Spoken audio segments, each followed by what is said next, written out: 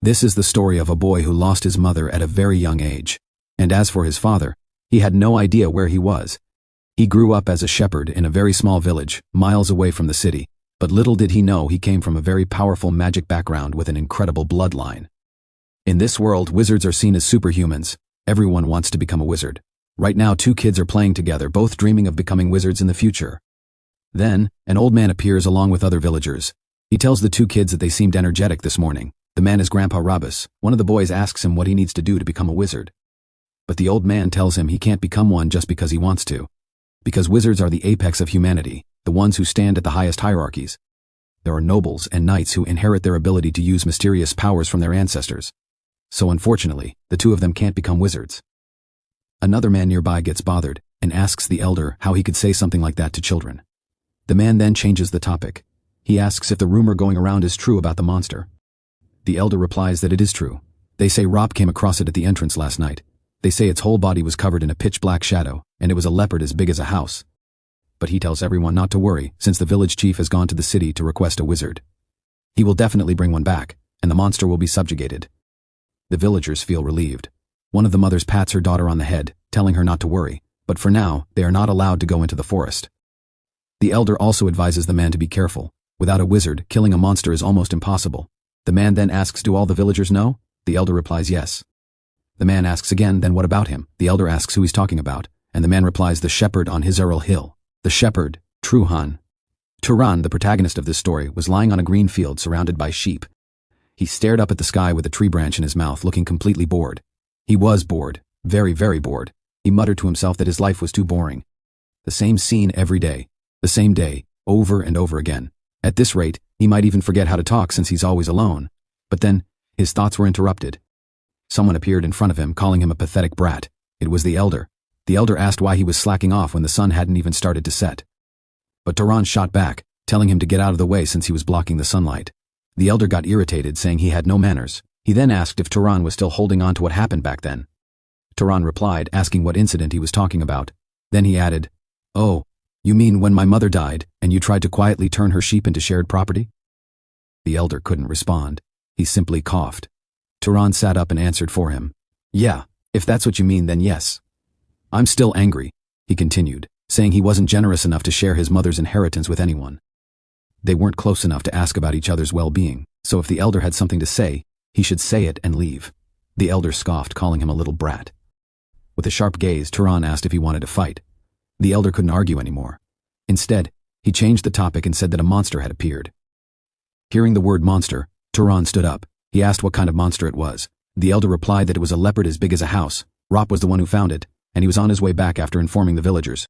Turan casually patted a sheep's head and said that it sounded like a serious problem. The elder asked if he wasn't scared, since he would be the most likely target out here in the open field.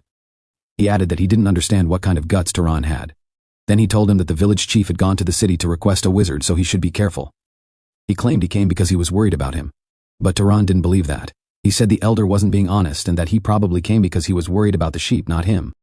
The elder had no response. With a calm but dangerous tone, Turan told him to leave already if he was done talking because his breath stank. The elder, now completely pissed, turned and left.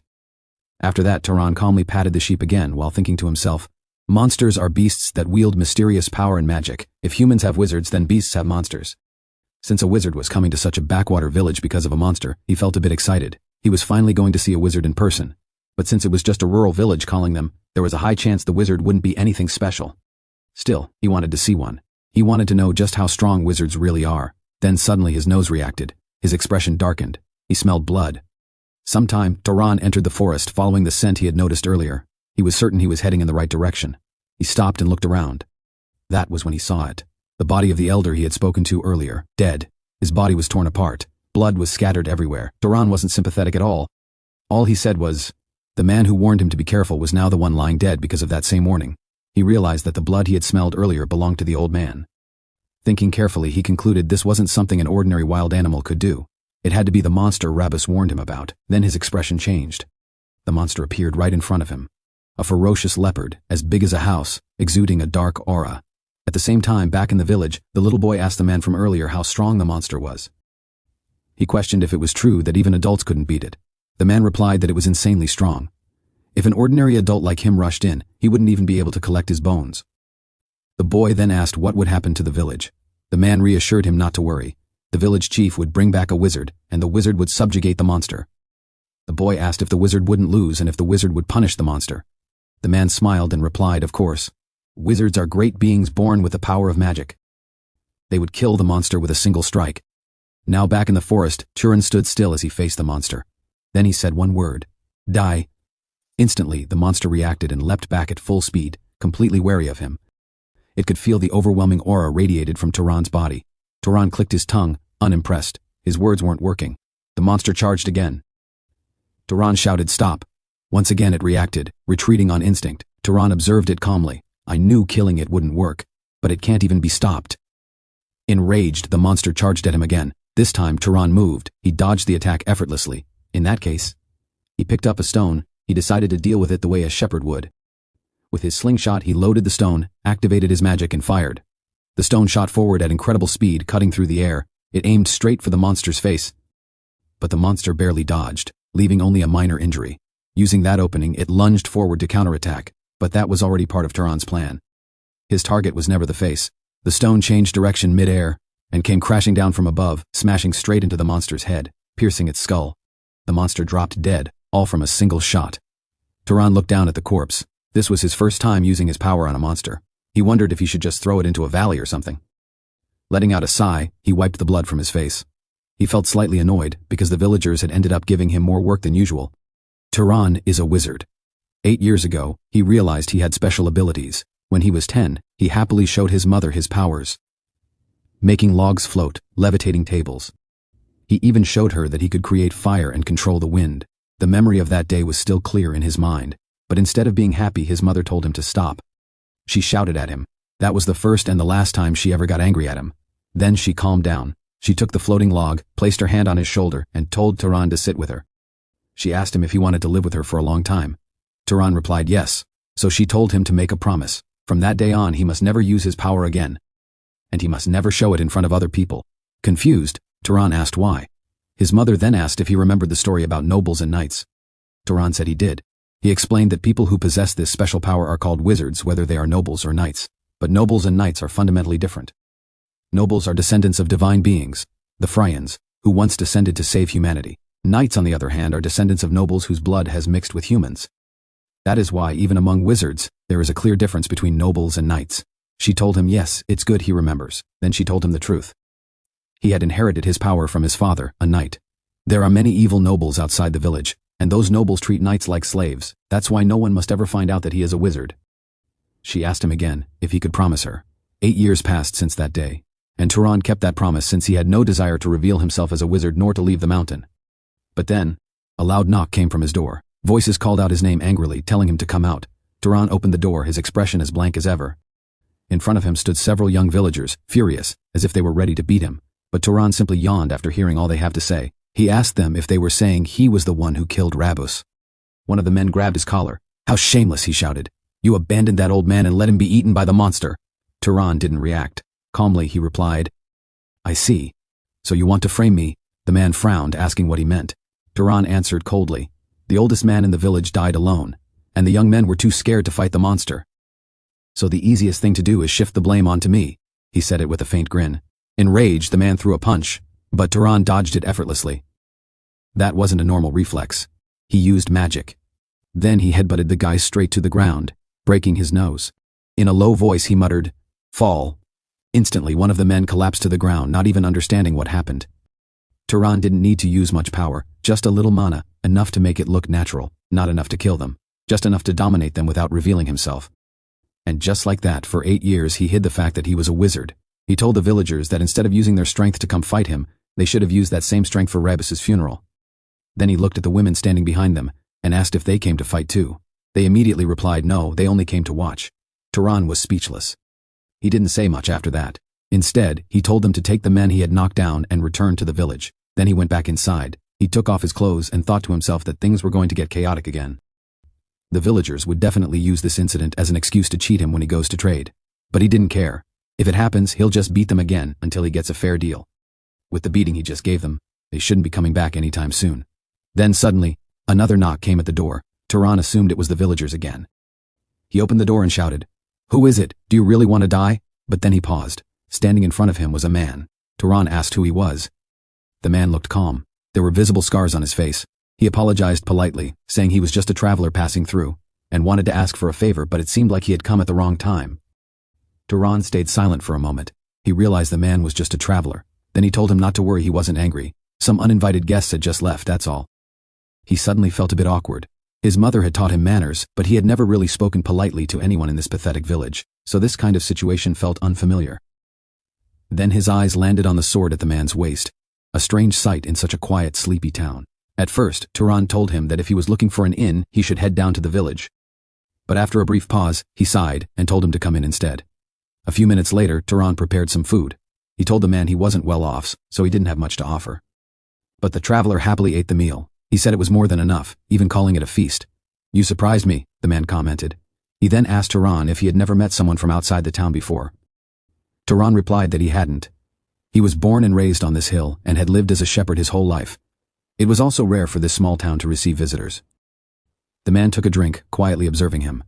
Then he said, "Interesting." Turan asked what he meant. The man explained that for someone who grew up here, a shepherd who had never left the hill, Turan was surprisingly well-mannered. It seemed his parents must have taught him well. Turan replied that he learned from his mother, but she had died a few years ago due to illness. The man nodded respectfully while performing some body sign. He said that a woman who raised such a bright son must surely be resting among the gods in the heavens. As Turan stood up to get something, the man thanked him again. Turan told him not to worry, he was just living the way his mother had taught him. Then he asked the man what brought him all the way out to such a remote town. The man replied that he had come because of a request. Turan asked what kind of request. The man answered, they were looking for someone to deal with a leopard monster. Then he added, he was a wizard. Hearing that word, Turan's expression froze for a moment. Then he said that the man must be the wizard the village elder had mentioned. The man confirmed it and continued eating. Then he asked Turan a question. Turan told him to go on. The man said that he had sensed a monster in the area, but he couldn't find it anywhere. And what was even stranger was that Turan already knew about the monster and the elder, yet he was completely calm and not trying to run away. Turan's expression turned blank. The man continued.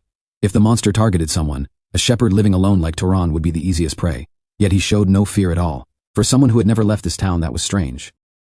The man's tone sharpened. Who are you? Are you a wizard? At that moment, Turan remembered what his mother had told him. She warned him about the nobles. If nobles were like shepherds, then knights were like the dogs they kept. They might treat you well, like family, but they could sell you or sacrifice you whenever they wanted. She didn't want that kind of life for him. That's why if he wanted to stay with her, he must never reveal that he was a wizard, especially not to other wizards. Because if they found out, they would take him away from her and turn him into something to be used and discarded. Back in the present, Turan's face remained expressionless. At that moment, he was determined to stain his hands with blood, in order to keep his identity as a wizard a secret. Turan's killing intent became sharp and suffocating. The pressure in the air grew heavy as his gaze locked onto the man before him. He had not expected the situation to escalate this far. The man spoke again, asking why Turan was not answering his question.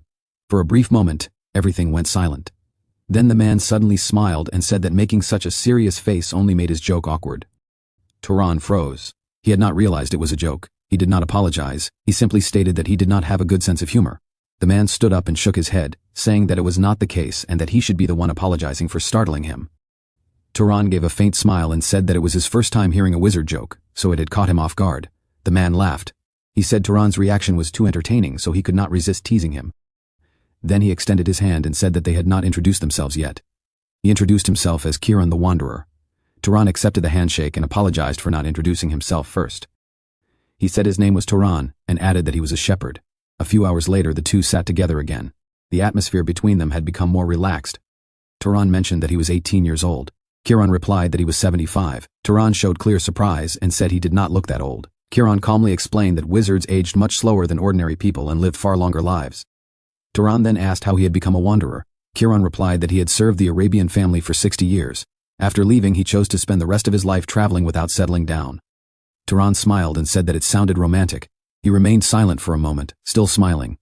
He had not expected a simple conversation like this to feel so natural and comfortable. Time passed quickly as they continued talking. When it grew late, Kiran stood up. Turan smiled and said he had not even noticed how much time had passed. Kiran said it was time for him to leave. He placed a coin on the table and explained that it was Arabian silver, the purest kind, and that it should more than cover the meal. Turan accepted it and wished him a smooth hunt. Kiran nodded and said that they would likely meet again before leaving. Then he walked away. Later that day, Turan returned to the fields. He spoke a single word, and the sheep immediately gathered around him. A small smile appeared on his face. It was his first time meeting another wizard. More importantly, it had been a long time since he had a conversation that felt this natural. He thought Kiran was a genuinely good person. All this time he had believed that knights were nothing more than emotionless tools used by arrogant nobles. Now he realized he had been wrong. Then a thought crossed his mind. He wondered how he would explain that there were no monsters left on Hisaril Hill, since he had already killed the one that lived there. At the same time Kiran moved through the forest, he suddenly stopped. Something felt wrong. There were clear traces of battle but no sign of any monster. It was as if everything had already been hunted. He wondered if the village chief had hired another wizard before him. If that was the case, then it was a relief. As long as the village was safe, nothing else mattered. A faint smile appeared on his face. Then his expression suddenly hardened. He sensed a presence behind him. Kiran turned instantly. A wraith stood before him. Shock filled his eyes. He questioned who could have allowed such a thing to happen. Before he could think further, the wraith attacked. He barely dodged in time. The force of the strike alone shook the ground. He quickly realized the situation. If the mana of a dead monster was not absorbed or dispersed, it could turn into a wraith. That meant whoever killed the original monster had left it behind. There was no way a capable wizard would forget such a basic rule. He leapt back again, avoiding another attack. This confirmed that the one who killed the monster was not inexperienced. There had to be another reason. He gathered mana into his hand and formed a lightning arrow. He fired it at the wraith. The attack was deflected. Kiran's eyes widened. His magic had been neutralized. At that moment he realized that the wraith's mana was far stronger than his own. Suddenly the wraith dissolved into black smoke and disappeared. Kiran remained alert, scanning his surroundings. Before he could react, the wraith emerged from his shadow and struck. The impact sent him flying. He barely managed to block a fatal blow. His left hand began to bleed heavily. Sweat ran down his face. He understood the truth. This was not an enemy a knight could handle. Even a lower-ranking noble would struggle against it. Still, he stood his ground. If he was going to die, he would take the monster with him. He gathered all his remaining mana into one hand and waited for the moment the wraith attacked. The wraith lunged. Kiran stepped forward, ready to risk everything. At that exact moment, a white light shot past him. It pierced through the wraith's skull instantly. The monster froze and collapsed. Kiran stood still in shock. Then a voice came from behind him, asking if he was all right. He recognized the voice. He turned slowly. It was Turan. Kiran's expression tightened as realization struck him. He had never expected Turan to be a wizard. He asked why Turan had not said anything earlier. Turan remained silent. Kiran changed his question and asked why he had helped him. Turan paused for a moment. Then he recalled their earlier conversation. He had once asked Kiran why he would go so far to help a small village. Kiran had answered that the villagers were pitiful, living in fear without protection. He had said that a wizard, as one who inherited the power of a god, should live with pride and protect the powerless. He had also said that everyone had their own way of living. Back in the present, Turan smiled. He repeated those same words. He said that everyone had their own way of living. At that moment the wraith regenerated and attacked again. Both of them dodged immediately. Kiran stepped closer and spoke in a low voice. He said the enemy was too strong and that Turan needed to return to the village and help evacuate the people. He intended to hold the monster back, even if it cost him his life. Turan replied calmly that it was fine. Kiran froze and looked at him. Turan continued, saying that if the earlier attack had fully connected, the monster would have died. Kiran frowned as realization dawned on him. That attack had not been Turan's full strength. The idea felt impossible. A young man hiding in a remote village possessing power beyond nobles. It defied logic. At that moment, Kiran understood. This was not a simple encounter. The one standing before him might become someone capable of shaking the world. Turan stepped forward. A faint smile appeared on his face as he activated his power. He stated that this was a good opportunity to test his limits. Then he told Kiran to leave the monster to him. Multiple stones around Turan began to levitate under his control. Seeing this, Kiran activated his own power. He stated that he would not allow Turan to face the wraith alone. No matter how talented Turan was, the opponent was on an entirely different level. The two of them moved together. The wraith suddenly attacked with its claws. Before Kiran could react, Turan fired a magic-enhanced pebble. The projectile struck with precision. At that moment, Kiran realized something important. He would only become a hindrance. He had not even been able to react to the previous attack. Instead of interfering, he stepped back. What he needed to do now was allow Turan's talent to unfold. Turan launched a barrage of attacks, but they failed to deal decisive damage. He muttered in frustration that it was not working. He leapt backward as the wraith struck again. Kiran shouted that a wraith could not be killed with physical attacks.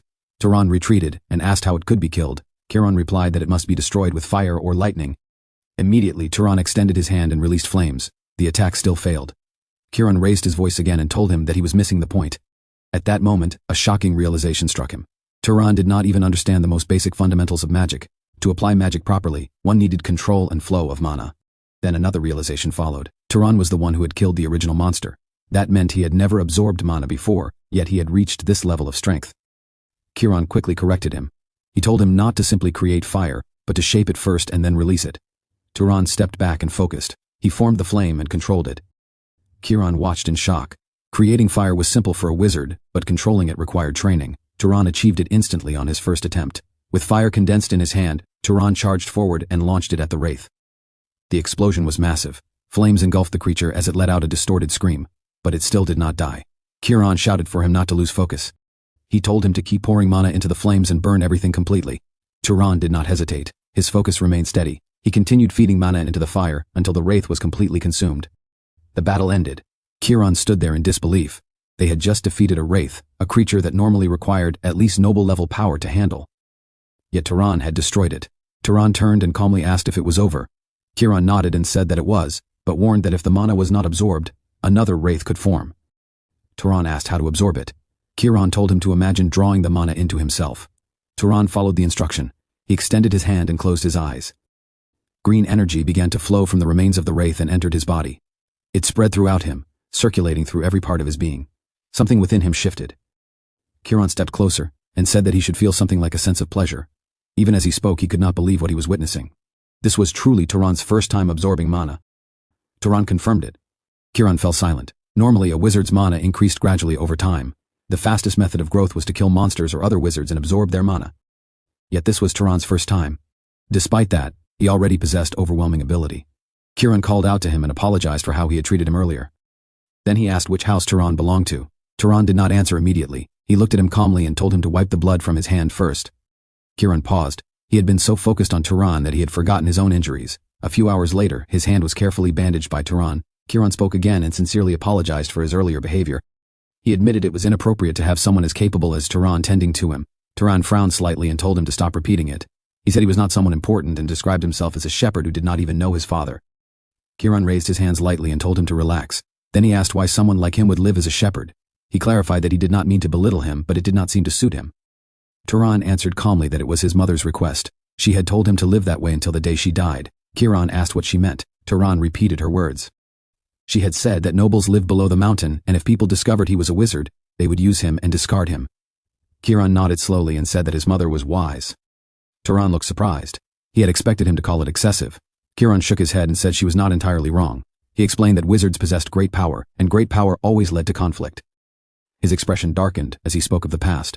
More than 20 years ago, there had been a war between great houses, the Arabian house and the Zahar house. Many had died.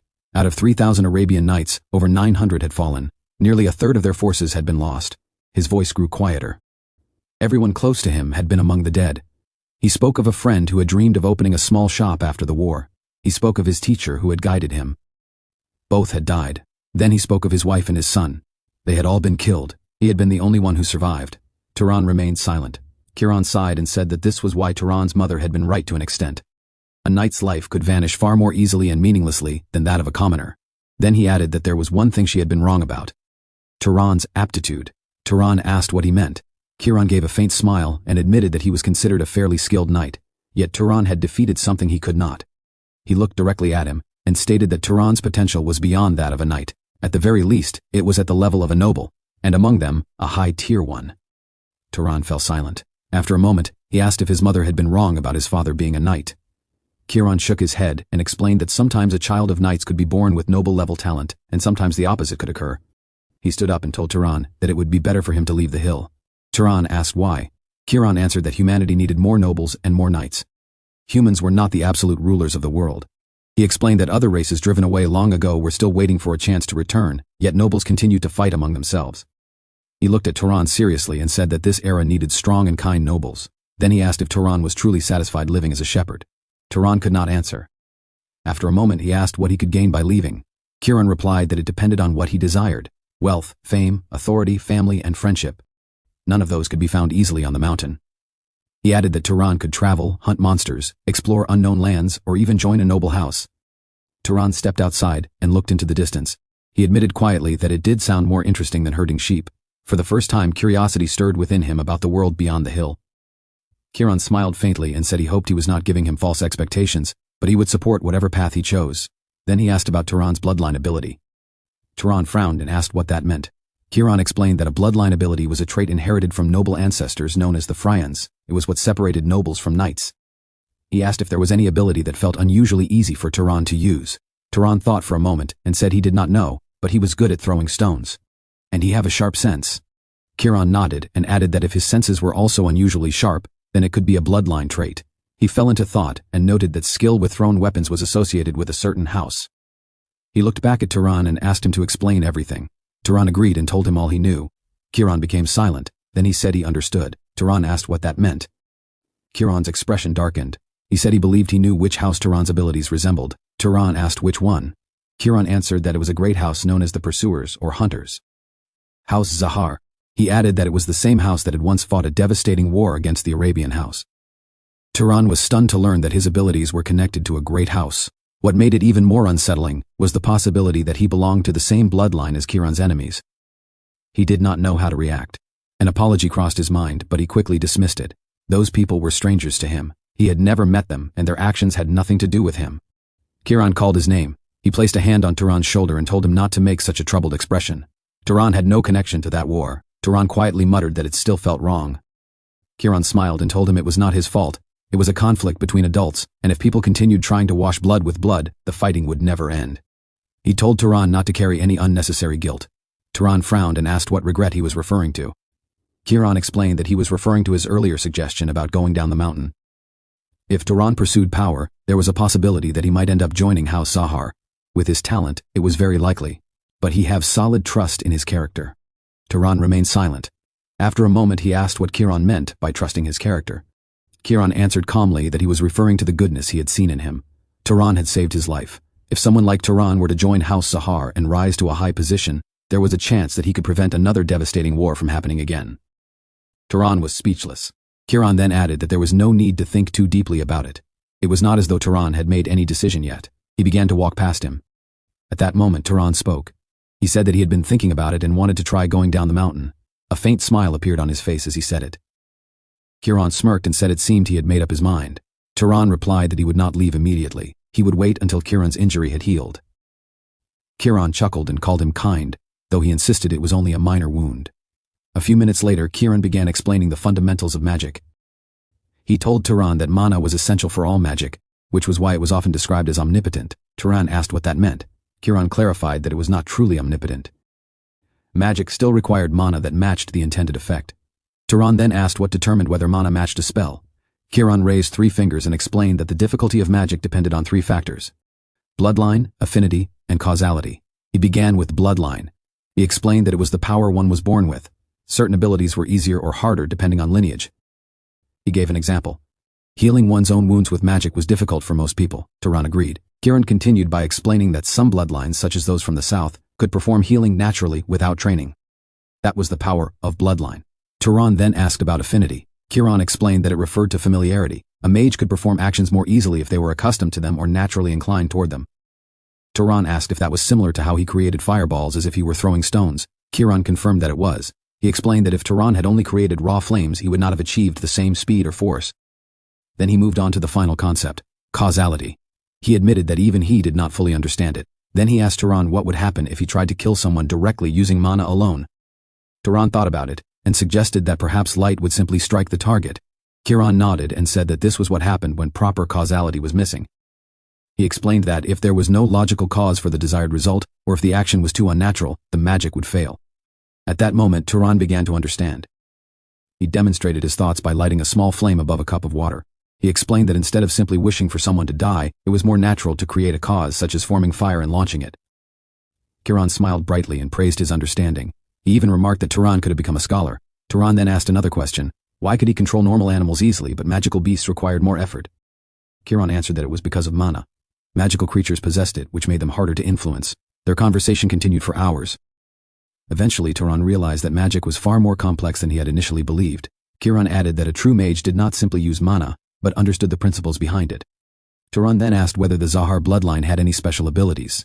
Kiran confirmed that they specialized in stealth and tracking. He told Turan to try it. Turan stood up and closed his eyes. He imagined himself disappearing completely. leaving no sound, scent, or presence. His body dissolved into mist. He vanished.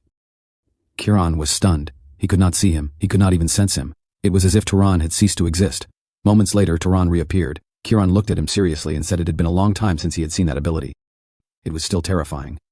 He explained that during the war, Arabian knights had feared that ability more than anything else.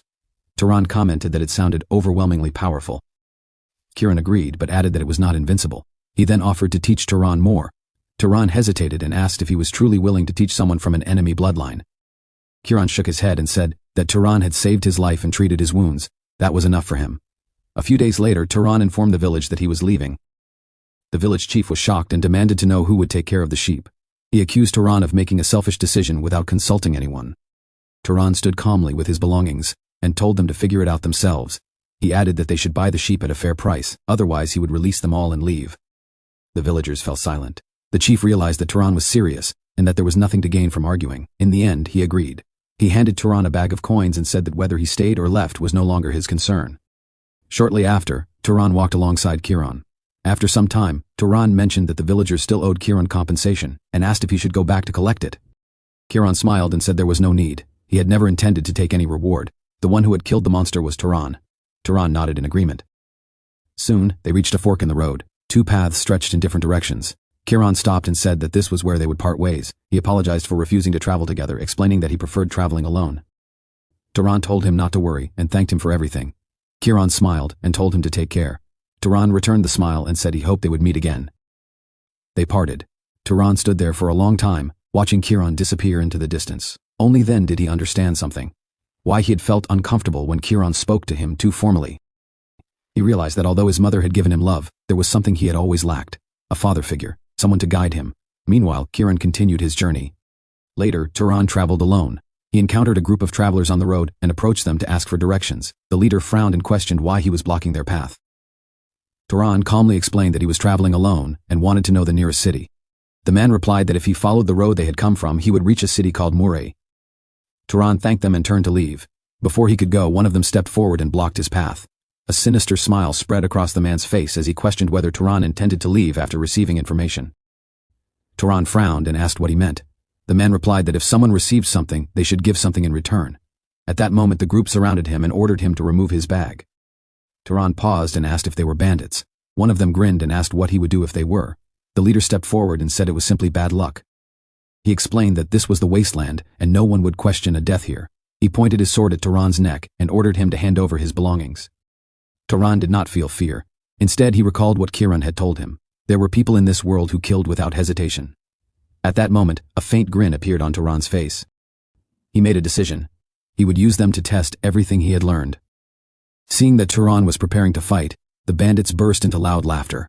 One of them mocked him, saying he sounded like a lunatic pretending to be a wizard. The rest laughed along, amused by what they thought was empty confidence. Before they could react, Turan raised his hand and spoke a single word. Wind. A powerful gust formed instantly. The air twisted violently around them and lifted the bandits off the ground.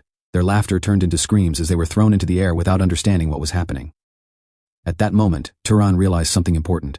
Instead of creating wind from nothing, shaping it with his hand required far less mana. The result was far stronger than he expected. The efficiency surprised him. The bandits crashed back onto the ground in confusion. They had no idea what had just happened. Turan calmly opened a bottle of water and drew out a few drops. He froze them instantly, forming sharp ice arrows. The arrows hovered around him, suspended in the air. With a simple motion he launched them. They pierced through the bandits. Their chests, stomachs, and arms were struck in an instant. Turan observed that this technique would be far more effective near a large water source. He also noted that throwing stones might still be faster in some situations. The bandit leader dropped to his knees and began begging for his life. He said they did not know Turan was a wizard and promised to do anything if spared. While the leader tried to distract him, 3 bandits moved silently from behind, preparing to strike.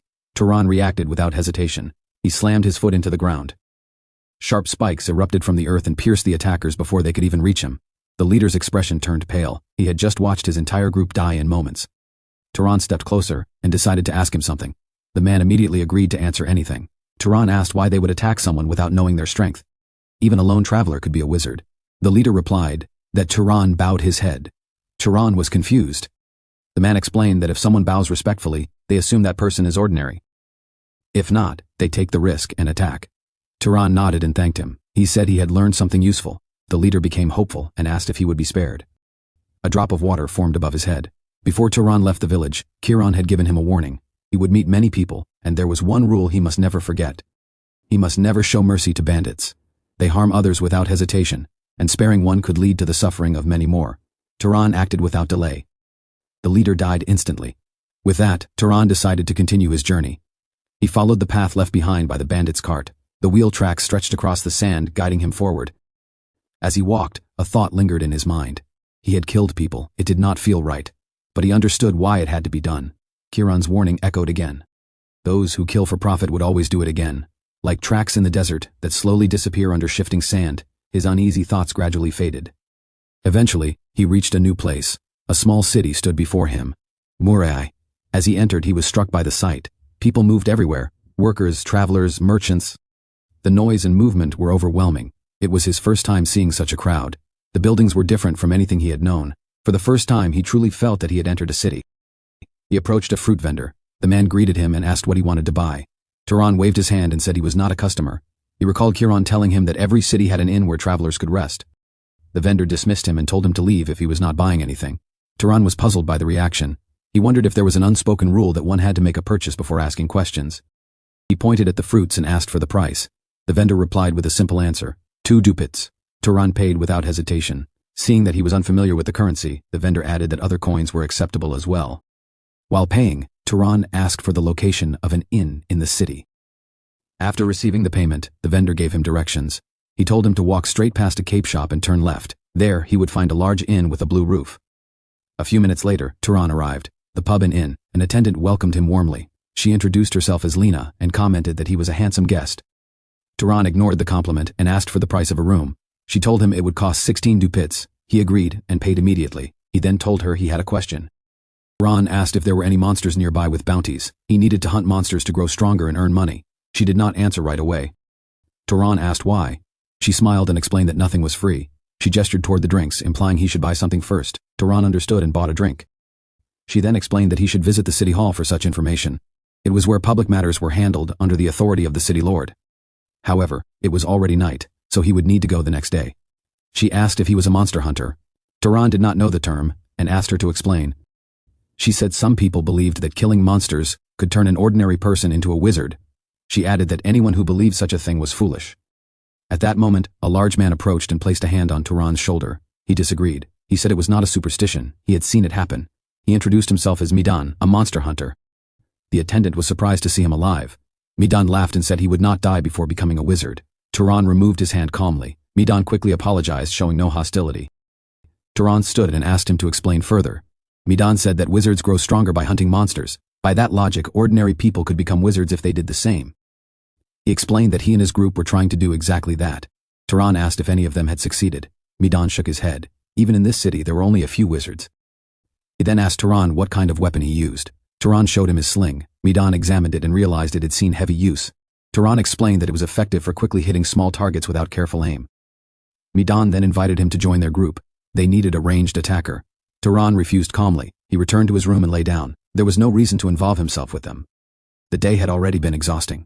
He still found it hard to believe that he had truly left the village. As he rested, he wondered what awaited him next. Then he heard something. A faint sound outside his door. He stood up immediately and asked who was there. There was no reply. Kiran's warning echoed in his mind. Even in a city, he should never let his guard down. Turan prepared himself to strike. He opened the door. To his surprise, Lena stood there smiling. She asked if he was asleep and said she thought his room might be cold. She told him she had come to keep him warm.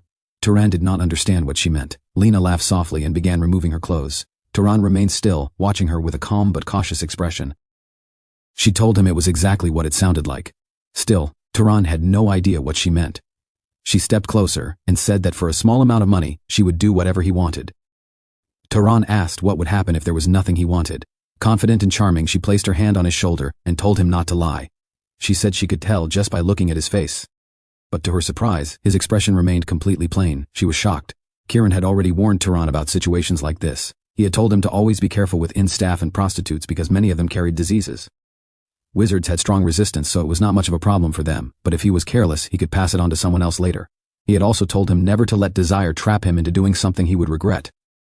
Because of that, Turan did nothing. Lena eventually left. She returned to her post, disappointed that Tehran showed no interest at all. At that moment, Tehran realized that even cities were not easy places to live in. The food shop earlier and now Lena. He never expected people would put a price even on small bits of information and simple conversation. Cities truly felt cold. Soon after, he heard voices outside his room. It was Midan and his teammates. One of them asked why Midan had tried to bring Tehran along earlier. To him, Tehran did not look useful at all. Another agreed and said Tehran had a cocky attitude, so he would be perfect as monster bait. Tehran listened quietly. Then Midan responded. He said it was because Tehran reminded him of himself when he was younger. Seeing someone go out alone with a weapon like that made him worried. He thought that if Tehran stayed close to him, he might survive a little longer. Hearing that, Tehran smiled slightly. It seemed that the city was not entirely bad after all. There were still people like Midan. The next day, Tehran went to the city hall. He approached an attendant who greeted him and asked how he could help. Tehran asked if he was an official. The man replied that of course he was. Tehran then said he came to hunt monsters. The man's expression became slightly unpleasant, though he did not show it openly. At that moment, Tehran remembered what Kiran had told him. The world would not be kind to him. There was no reason for it to be kind. If he wanted people to treat him differently, the method was simple. Reveal that he was a wizard, and ordinary people would bow their heads. The man handed him a paper containing descriptions and told him to take it, read it, and return it. Tehran asked if the monster was a crow. The man sarcastically asked if it looked like a cat to him and told him to stop saying nonsense. He then explained that if Tehran killed a monster, he had to bring the corpse back to the city. If a wizard did not disperse the mana, it would become a wraith. Under city law, killing a monster and leaving it behind carried the maximum penalty of execution. Tehran already knew that. He had no intention of making the same mistake again. He then asked if knights did not hunt monsters. The man replied coldly that knights had no time for that. Their job was to maintain order inside the city. Hunting monsters outside was for people like him. As Tehran left, the man muttered that another corpse would probably end up outside the city. He was certain Tehran would die. But within hours, everything changed. The attendants were shocked. Tehran returned with the crow he had hunted. They could not believe it. Not only had he killed it, he had brought it back so quickly. The man asked if he had done it alone. Tehran replied that he had. He then asked how he would receive the bounty. Immediately, one of the attendants rushed to prepare it. Moments later, they handed Tehran a pouch containing the reward and politely told him to get some rest. Tehran accepted it and thanked them. As he turned to leave, the attendants continued staring at the corpse in disbelief. Its condition was perfect. Even the blade wings were intact. One of them questioned whether it was even possible to bring back a blade crow in such condition. Then they noticed something. Tehran had not left. He turned back and asked if there were any other monsters worth hunting. At that moment they realized he still had the strength to continue. A few days later, news began spreading throughout the city. Later that night, Lena approached him again. This time she offered him the most expensive items on the menu. She said she never imagined someone like him could defeat 30 monsters in just 3 days. It seemed he must have made a lot of money. Tehran took a bite of his food, unimpressed. He told her that money was not his goal. His real goal was the mana from monsters. Because of that, he had definitely grown stronger. He looked at his hand silently. Compared to when he first met Kiran, his mana had increased several times over. But he could already feel a limit. With only weak monsters, it would be difficult to grow any further. He then asked Lena if she had taken a bite of his food. Lena paused, then replied that he had eaten everything himself. She added that he might look skinny, but he ate a lot. The chef wiped sweat from his face and said he had not cooked like that in a while. He was glad Tehran enjoyed it. Tehran stood up and said the food was really good. The chef smiled and said next time, he would make it even better. At that moment, things changed. From behind him, Midan's teammates grabbed Tehran by the collar. They said he had been eating well by himself and called him a skinny runt. They added that he had been making a lot of money lately, so maybe he should share some of it. Before the man could finish speaking, Tehran struck his face. Another one rushed in to help, but Tehran dodged and hit him as well, sending him to the ground. The third attacked with a chair, but Tehran blocked it with one hand and flicked him away effortlessly. Lena shouted in panic and told them not to fight inside the inn. A few minutes later, Midan arrived. He apologized sincerely. He said he had already scolded his teammates and promised it would not happen again. He explained that they had been struggling with money, and jealousy must have gotten to them. He then told them to apologize. They did. Tehran asked if things were really that bad. Midan replied that they were. In about 3 days, they might not even be able to pay for their rooms. Without hesitation, Tehran brought out a bag of money and handed it to them. Midan was shocked and asked why he would do that. Tehran replied that it was payment for the kindness Midan had shown earlier, when he tried to bring him along out of concern. Midan was surprised and asked how he knew. Tehran answered that there was no such thing as free in this world. Then he told Midan to give him information. Midan smiled and said that information was what he was best at. A few hours later, Tehran arrived at a forest. He was preparing for what would likely be his last hunt in that city. Midan had given him information about the next city, so it was time to move on. The information was more useful than he expected. Midan truly was a good person. He was not as experienced as Kiran, but that only made him feel more genuine. Then suddenly, Turan's expression changed. He smelled blood. He immediately ran forward, hoping his instincts were wrong. But when he arrived, he saw marks on the trees. Ahead of him, someone was sitting against a tree, covered in blood. It was one of Midan's teammates. Turan remained expressionless as he looked around. Then he saw another body lying on the ground. He walked over and knelt beside it. It was Midan. Turan observed in silence, trying to understand what had happened. Then Turan heard a voice from one of the fatally injured teammates. The man spoke with a shaky voice and said that it was a rabbit monster that attacked them. Immediately, Turan turned his head. To his surprise, he saw the rabbit monster devouring the corpse of one of the fallen teammates. Blood dripped from its mouth, and its eyes glowed with a violent red light. Turan slowly stood up. In the next instant, the monster charged toward him. Turan reacted quickly and jumped back, barely avoiding the attack. He gritted his teeth as he realized just how fast it was. It was far quicker than he expected, and he had nearly been struck. Without hesitation, he pulled out his sling and fired multiple stones at the rabbit. But before the stones could land, the rabbit raised its limbs and blocked every single one, completely deflecting the attacks. Turan was surprised. The creature was clearly accustomed to defending against thrown weapons. The rabbit bent its legs again and launched forward at an even greater speed. This time, Turan had already disappeared. The rabbit paused and looked around, trying to locate him. Then suddenly, Turan appeared behind it and drove his dagger deep into its neck. The rabbit coughed violently as blood poured from the wound. Turan immediately leapt backward and vanished once more. The rabbit began thrashing wildly, striking everything around it in a desperate attempt to take him down before it died, but it achieved nothing. After losing too much blood, its movement slowed. Moments later, it collapsed completely. Turan stepped out from the shadows. Without wasting any time, he stretched out his hand and began absorbing the rabbit's mana. He could immediately feel the difference. The amount of mana was significantly greater than the leopard monster he had fought before. He was impressed. Then one of the fatally wounded teammates spoke again in a weak voice. He said he could not believe that Turan was a wizard. Turan calmly confirmed it. The man then asked why he had been hiding his identity. Turan gave no answer. Instead, he asked if any of them had family he could pass their belongings to. The man's eyes filled with tears as he replied that he had none. His concern was focused entirely on Midan. A few hours earlier, Midan had told Turan about a great city nearby called Orphan. It was famous for its library, which contained thousands of books. Turan had shown clear interest when he heard that. Midan laughed and explained that not just anyone could enter. Only wizards were allowed inside. Turan asked how he could gain access. Midan answered simply. He had to become a wizard. Back in the present, Turan had already made his decision. His next destination would be Orphan. After that, he buried all 4 of the fallen teammates, including Midan. Their time together had been short, but Midan had been a good man. Turan left the graves behind and continued his journey. A few days later, he arrived at the great city of Orphan. He stopped as soon as he saw it. He was stunned. If the city of Murai had shocked him before, this place was on an entirely different level. The number of people alone was overwhelming. At the entrance, guards were carefully checking everyone who tried to enter. It looked like they were screening for criminals. Everything was organized and controlled. Then one of the guards stopped him. Turan asked what the problem was. The guard bluntly told him that he could not enter in his current state. His clothes were too dirty. He was ordered to clean himself before coming back. A short time later, Turan returned after washing himself and was allowed to enter. Right in front of him stood the library that Midan had spoken about. He stood still for a moment, staring at it. The structure was massive and overwhelming. It almost looked like it had been built with magic itself. He walked toward the entrance, drawing the attention of the guards. He told them that he wanted to enter the library. One of the guards immediately replied that the library was only for wizards. Turan calmly said that he was a wizard. The guard stepped forward with an annoyed expression and asked if he was trying to get himself killed by pretending to be one. He mocked him and said there was no way someone like him could be a wizard. Turan already knew how this would go. Kiran had told him that wizards could recognize each other through mana. They could even judge strength instantly. Turan fixed his gaze on the guard.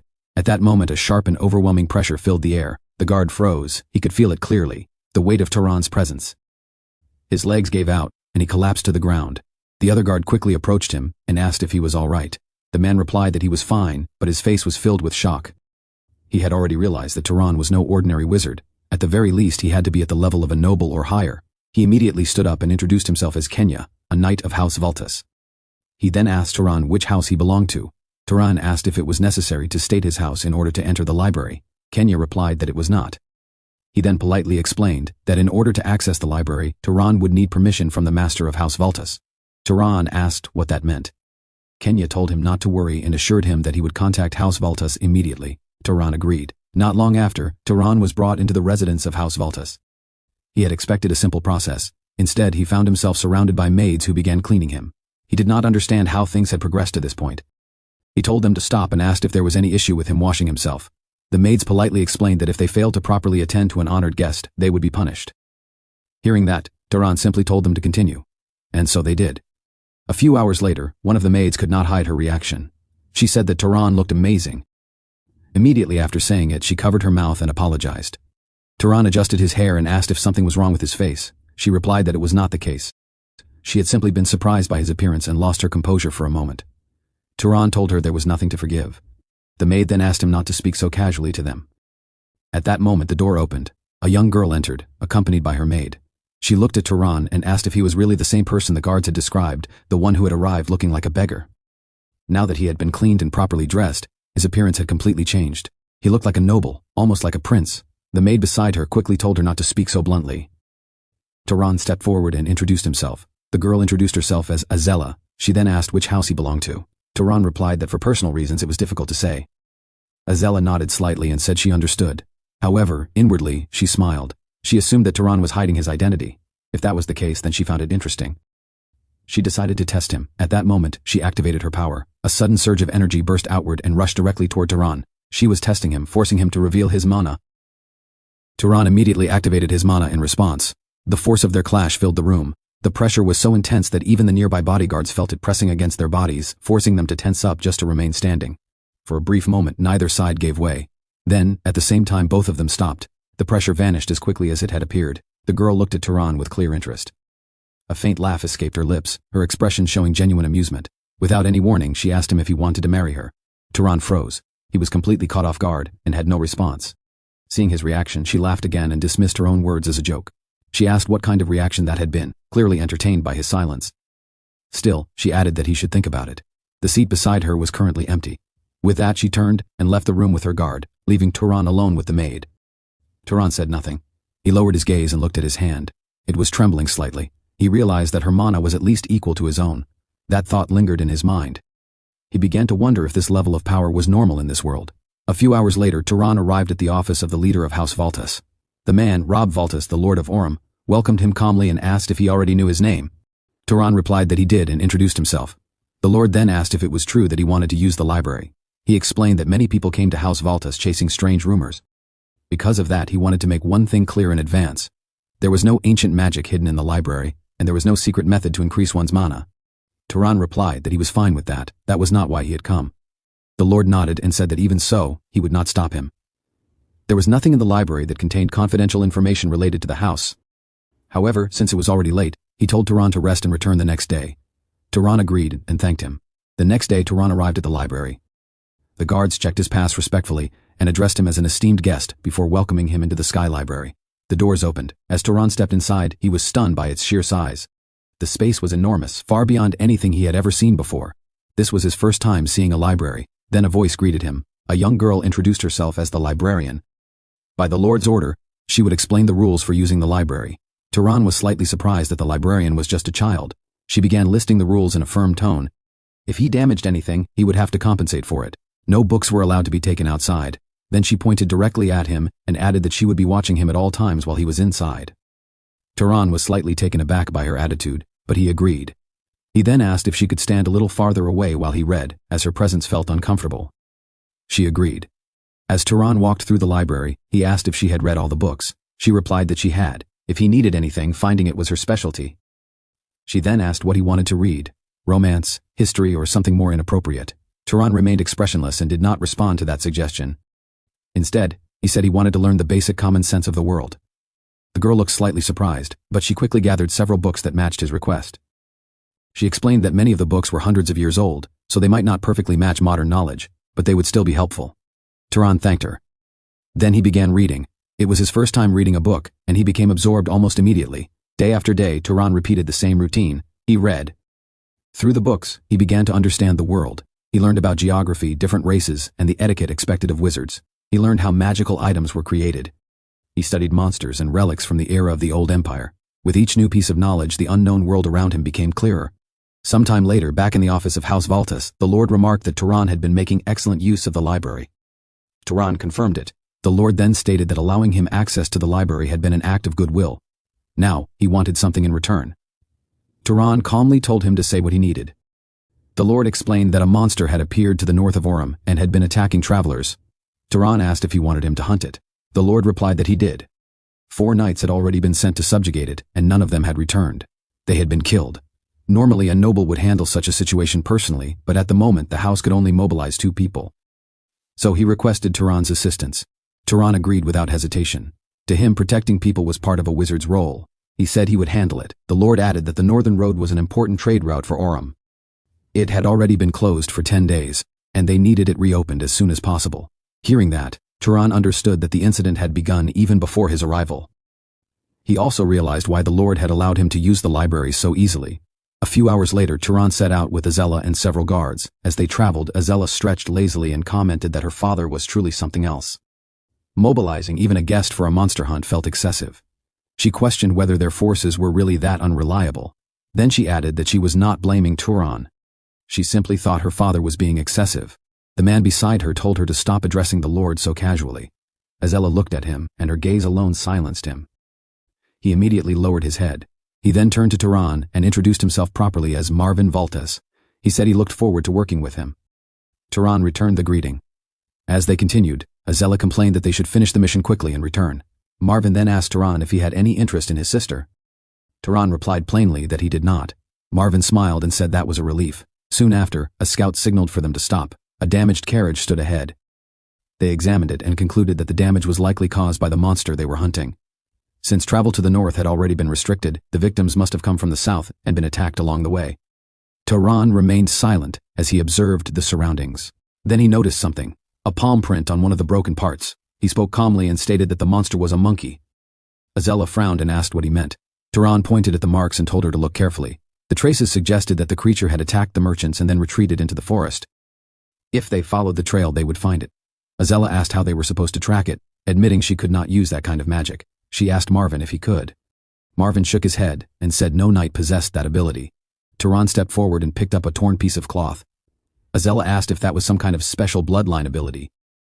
Turan did not answer directly. He said he had done this many times before. He focused and activated his senses. His eyes widened slightly as he picked up the scent. He pointed ahead and told them to move. After several minutes, they reached a river. The trail ended there. It appeared that the monster had washed itself in the water. Azella found it strange and questioned whether a simple beast would go that far just to avoid being tracked. Turan replied that it might have simply washed itself without any deeper reason. Then suddenly, he sensed it again. His expression changed. He immediately warned them that the monster was behind them. At that moment it appeared. A monkey-like creature with glowing red eyes burst out from behind them. Before anyone could react, it grabbed a stone and hurled it. The knights failed to dodge in time. The attack pierced straight through their bodies. Turan managed to avoid it. But what he saw next caught his attention. Azella had grabbed one of the knights and used him as a shield to block the attack. Then she discarded his body without hesitation. Turan's expression went blank. At that moment he understood something clearly. His mother had not been wrong. Azella shouted for the remaining knights to attack. They charged forward immediately, but the monster turned and fled. They pursued it, but its speed was overwhelming. It was about to escape. Then Turan acted. He raised his sling and fired. The stone cut through the air with incredible speed and struck the monkey directly in the chest. The impact pierced straight through its body. Silence filled the area. Everyone froze. They could not believe what they had just witnessed. Turan had killed the monster with a single strike. The monster collapsed to the ground. However, it was not completely dead. Seeing that, Azella immediately activated her magic and released another attack. The spell took the form of a massive flame serpent that surged forward and engulfed the creature entirely. The flames roared violently, spreading outward with overwhelming intensity. The heat alone could be felt from a distance, forcing the surrounding knights to step back. For the first time, Turan witnessed the bloodline ability of House Valtes. Moments later, the monster stopped moving. The knights finally relaxed, letting out breaths they had been holding. It was over. Azella commented that she had felt a chill for a moment when the stone had been thrown at them. Marvin asked if she had been scared. She immediately told him to be quiet, and claimed that he had been the one screaming. Marvin denied it, but then groaned and complained that his arm might be broken.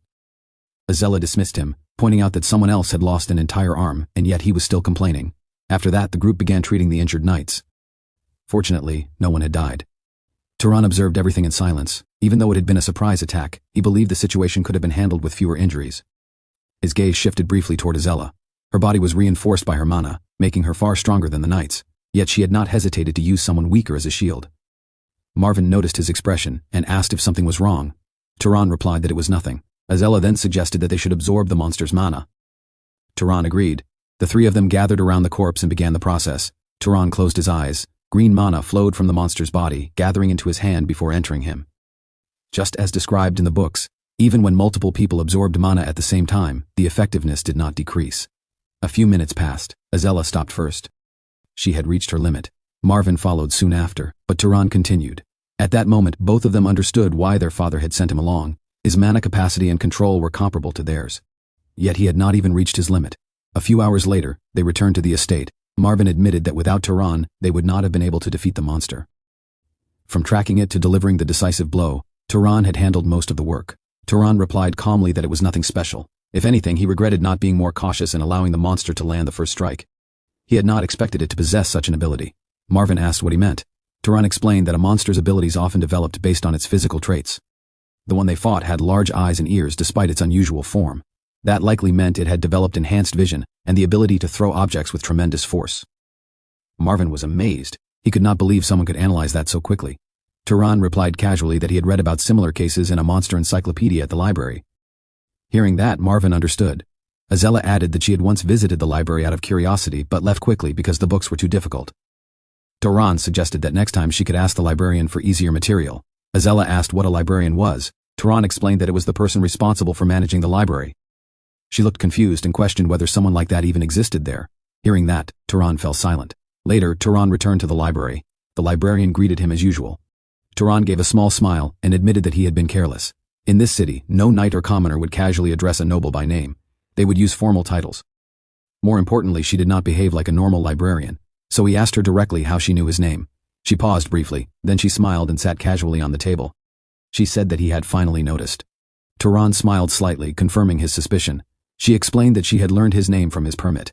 As long as he remained inside the library, she had access to that information. Turan then asked how he should address her. She replied that she did not have a name, so he could call her whatever he liked. She even suggested something playful. Turan ignored that suggestion and decided to keep calling her librarian. She teased him, saying it was strange how he had suddenly become polite after using her for 10 days, constantly calling her over and making requests. Turan denied it and told her to keep her distance, as it was bothersome. As she floated slightly above the ground, Turan asked if she was a wizard from the Empire.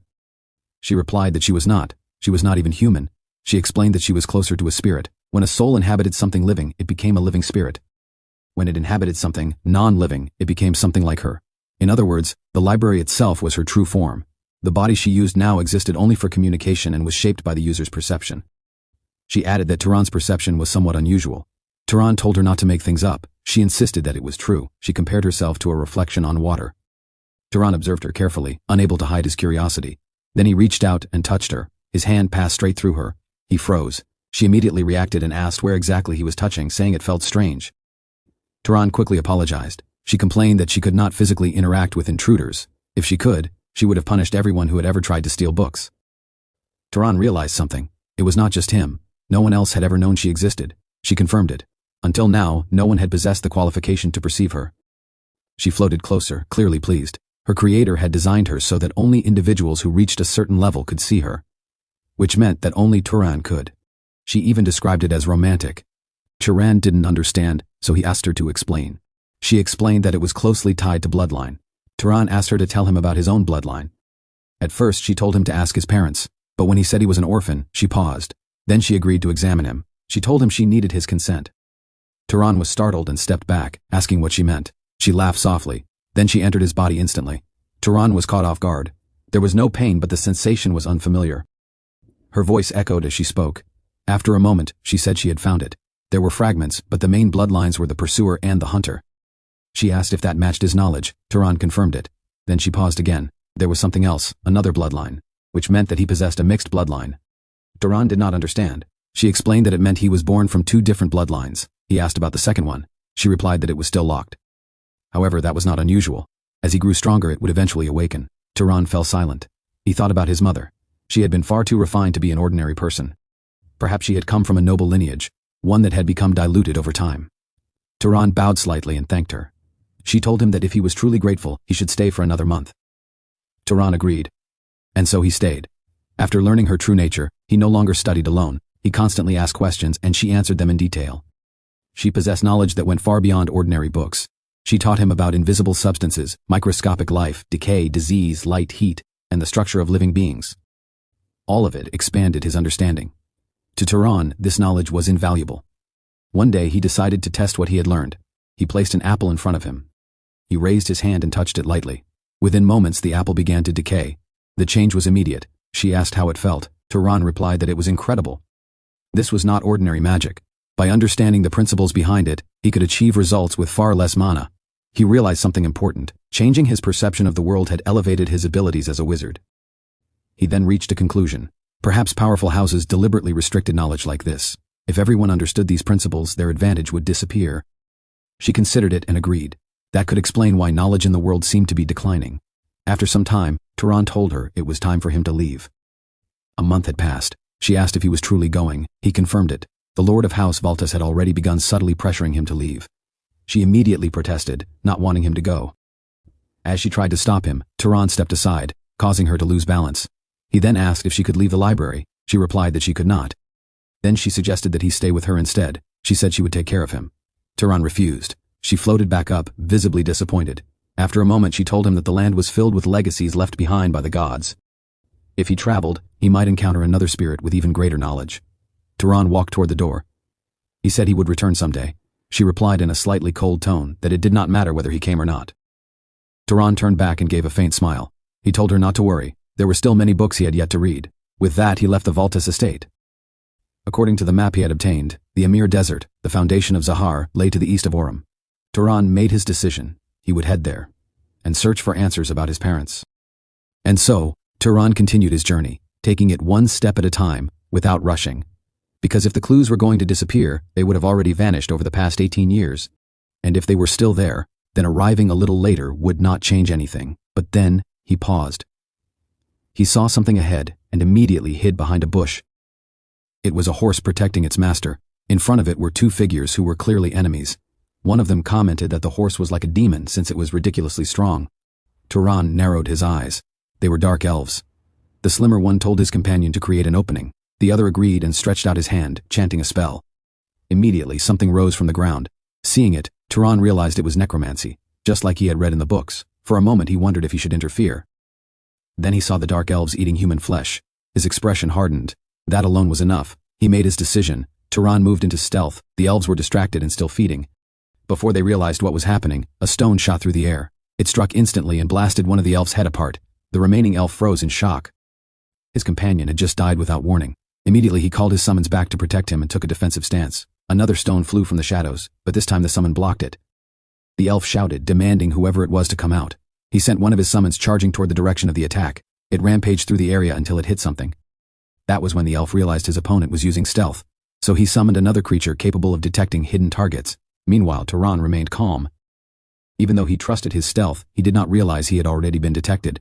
The elf gave the command. The summons began closing in on Turan's position. Without wasting time, Turan activated a flame spell and fired it at them, but it was not enough. The larger summon charged forward and slammed into him. Turan barely dodged, but the pressure was intense. This was not an easy fight. He was essentially facing multiple enemies at once. He realized that if he had not taken one elf out at the start, things would have been far worse. Then one of the smaller summons struck his leg. He grunted and kicked it away, realizing it was not built for direct combat. But that brief moment created an opening. The larger summon charged again and slammed him straight into a tree. His body hit hard, and blood spilled from his mouth. Now he was in a dangerous position. The elf laughed mockingly. He said Turan would regret killing his companion, and promised to make him suffer before dying. But then something unexpected happened. The horse rushed in. It smashed into the elf and knocked him down, then began stomping him repeatedly without stopping. The elf panicked and recalled his summons. The creatures immediately turned away from Turan and rushed toward the horse instead. The elf was furious that his summons were being disrupted. That moment was all Turan needed. He moved. With no hesitation he fired another stone. It pierced straight through and blasted the elf's head apart. The summons vanished instantly. The battle was over. Turan let out a breath of relief and collapsed to the ground. That fight had taken a lot out of him. Then the horse approached him. It lowered its head as if thanking him. Turan accepted it quietly. A few hours later, the man the horse had been protecting finally woke up. He looked around, confused. He thought he had died, but instead, he was still alive. And in front of him was Turan, calmly eating dried beef. Turan told him it was good that he was finally awake. The man asked for his identity. Turan replied that he saw him being attacked by dark elves, so he stepped in and saved him. The horse approached, and the man immediately smiled in relief upon seeing it. The horse's name was Tilly. Turan commented that it was a good horse. Not only did it understand that it had to protect its master, it also knew when to move him to a safer place. The man thanked Turan sincerely for saving his life. He then introduced himself as Acis of House Berg. Turan also gave his name. Turan then asked if there was any particular reason the Dark Elves targeted him. After thinking for a moment, Acis replied that there was no special reason. He was simply on a pilgrimage with his retainers when they were suddenly ambushed without provocation. His expression darkened. He added that he had always heard Dark Elves were savage, but he never imagined they would be this cruel. Tears began to fall as he spoke. He continued crying for a while before finally calming down. After regaining his composure, he apologized and said that the people he lost were very dear to him. Turan asked if they were his family. Acis shook his head. They were knights and servants who accompanied him on his pilgrimage, but they had raised him since he was a child. Turan went silent. Then he simply said that Acis was a good person. After that, Turan asked how many Dark Elves attacked them, since he had only killed 2. Acis replied that those 2 should have been all of them. Turan closed his eyes and activated his sensing. He scanned the surroundings carefully but found no other Dark Elves nearby. Acis then asked if Turan had any urgent business. Turan replied that he was also on a journey of his own. Acis looked surprised. He said he did not expect someone on such a journey to possess that level of power. Then he asked if Turan might be the child of a great house, and if so, why he was traveling alone. Turan replied that it was difficult to explain. He also downplayed his strength, saying he only managed to ambush one elf and barely handle the other with the help of the horse. Then their mana reacted. A faint clash of presence occurred between them. Turan was slightly surprised. Acis's mana was impressive. If he had not absorbed the Dark Elf's mana earlier, he might have been at a disadvantage. As for Acis, he was just as shocked. Turan's raw mana alone should not have been enough to handle 2 necromancers. That meant his control and technique were on a completely different level. And if he was still on a journey like this, then he likely had not even reached his growth limit yet. That raised one question. Why would someone like him be traveling alone? After a moment, Acis spoke. Since Turan did not seem to have a fixed destination, he invited him to House Berg. He wanted to repay him for saving his life and escort him safely there. Turan asked what he meant by repayment. Acis smiled confidently. He explained that House Berg is a great house of the north, known for crafting magical tools for generations. Their people are known as enchanted artisans. He promised Turan that he would create the finest magic tool worthy of him. The next day, Acis buried all his companions. He would have liked to return each of them to their hometowns, but that was no longer possible. After finishing, he turned to Turan with a faint smile. Turan asked him why he was smiling. Acis replied that it was because Turan did not mock him. He said that as a noble, crying over the deaths of his subordinates could be seen as pathetic. Turan asked why he would think that. Acis explained that it was what his father taught him. Those who fall in righteous battle will dwell in the heavenly palace with the gods, so grieving for them is considered weakness.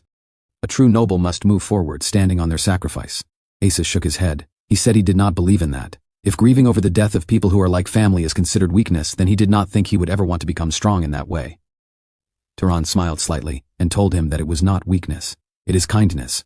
Acis paused. Then he said that if they were going to travel together, it would be better if they spoke more casually. The difference in age between them did not matter that much. Turan agreed. Acis stretched out his hand and smiled, saying he looked forward to working with him as a friend. Turan hesitated for a moment. This was the first time he had ever been called that. Then he shook his hand and said he felt the same. A few minutes later, Acis suggested they rest before continuing their journey. He brought out a large box. Turan looked at it curiously and asked what it was. Acis proudly explained that it was a cooling storage chest. It could preserve food for about a week, reheat meals, produce water, and even create temporary shelter. It also had an alarm function to detect nearby threats. Even the clothes he was wearing were magical tools with self-cleaning properties. Turan observed everything silently. To him, these kinds of tools were impressive. Turan laughed and said that even a single set of those clothes would be enough to repay him for saving his life. But Acis quickly added that his life is obviously worth far more than that. He promised that once they reached House Berg, he would reward him with something much better. And if his parents refused, he would make it himself. Because there are things far more valuable than simple tools. Turan did not fully understand what he meant, but he listened. Acis continued, saying that during their journey he had seen too many types of Turan's magic to even count. Animal control, freezing, levitation, liquid manipulation, enhancement, light, resistance, instant kill techniques, transformation, lightning, and more. He asked if Turan had spent his entire life mastering magic, or if he possessed some kind of bloodline that allowed him to use any type of magic freely. Turan did not answer. He simply said that they had agreed not to pry into each other's backgrounds. Acis laughed and said he was only joking. He added that no such bloodline ability should even exist. Then he asked Turan's age. Turan replied that he would turn 18 in about a month. Acis froze. Then he said he himself was turning 43. Turan was surprised. But Acis shrugged it off, saying a 20-year difference does not matter much among wizards.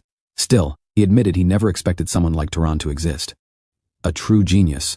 Turan asked what he meant by that. Asus explained that he knew another genius around Turan's age, his cousin. Turan asked if that person could make magic tools for him. Asus immediately said no because she belongs to the main house. Turan asked what that meant. Asus explained that she is essentially a princess of House Berg, part of one of the great houses. In great houses, leadership is not simply passed down to children. There are many relatives within the same generation, and the strongest among them rises to the top. Among them, his cousin stood out the most. Her name is Misa. After awakening her magic, she mastered multiple forms of combat magic within just 10 years. Now, at only 21 years old, she is already approaching the level of the core members of the house. Turan then asked if the house performs funerals that grant that much magic power at such a young age. Asus replied yes. When their eldest granduncle passed away, his magic power was devoured by her.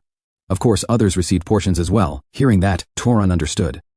There is a reason those great houses maintain their dominance. As they continued forward, Asus said they were getting close. Turan looked ahead. In front of him was a vast busy region. Asus told him that place is known as the Dakine Plains. It is the central territory of Albion, and so, they finally arrived at the territory of House Berg, Zavalin. At the entrance, Asus's mother came forward to welcome him. She immediately asked what had happened. Asus ran to her and hugged her tightly, tears in his eyes. Turan was momentarily stunned. Asus was over 40, yet he was acting like a child. Then his father stepped forward and told Asus to mind his dignity. At the very least, he should address her properly as mother, not mom. But Turan felt that was not really the issue. Asus quickly apologized. He then introduced Turan to his parents, calling him a new friend from the south. He explained that when he was in grave danger, Turan risked his life to save him. Without him, he would not have made it back alive. His mother was shocked and asked what exactly happened, since the pilgrimage route was not supposed to be dangerous. Asus replied that they were attacked by dark elves who were necromancers. Her expression immediately turned cold. She was furious that such creatures dared to attack her son and declared that she would send troops to wipe them out. But his father told her to compose herself, reminding her that people were watching. Then he turned to Turan and asked which house he belonged to. Turan replied calmly that he could not say. To be precise, he does not even know. He was born to a commoner mother, and he has no knowledge of his father. Asus was surprised to hear that, since Turan had not mentioned it before. Turan simply said it was not something worth talking about. Hearing that, Asus's mother softened slightly. She said that Turan is truly commendable for saving her son. However, it would be difficult to host him in the main residence. She explained that they currently have an important guest staying with them, and bringing in a stranger of unknown origin would be inappropriate. So she offered to arrange the finest inn in the city for him instead. Asus immediately protested, asking why they could not host him properly. But she stood firm. A voice interrupted. The guest appeared. She called the mistress aunt and said there was no need to worry. Surely the person who just saved Asus would not suddenly try to assassinate her. She looked pale, almost lifeless. Asus was surprised to see her. Turan recognized her immediately. Misa. Though right now she looked more like a corpse than a noble. The matriarch explained that there had been an assassination attempt on her, so she came here to hide. Asus was shocked. An assassination attempt at the main house sounded impossible since it was supposed to be heavily fortified. Misa replied calmly that there is likely an insider from House Zahar. The main house is not free of questionable loyalties. Then she said she was tired and would be retiring. She wished them a good evening and left. After that, the matriarch called for a maid and instructed her to show Turan to one of the guest rooms. Night fell. Turan lay on a large, luxurious bed. The next morning he woke up and went for a walk. He wandered through the halls observing everything. Then Asus appeared and was surprised to see him awake. He asked what Turan was doing alone. Turan pointed at a light and said he found it interesting. Asus explained that it is called a magic lantern. They produce them regularly. He even offered to give him one, since they had plenty in storage.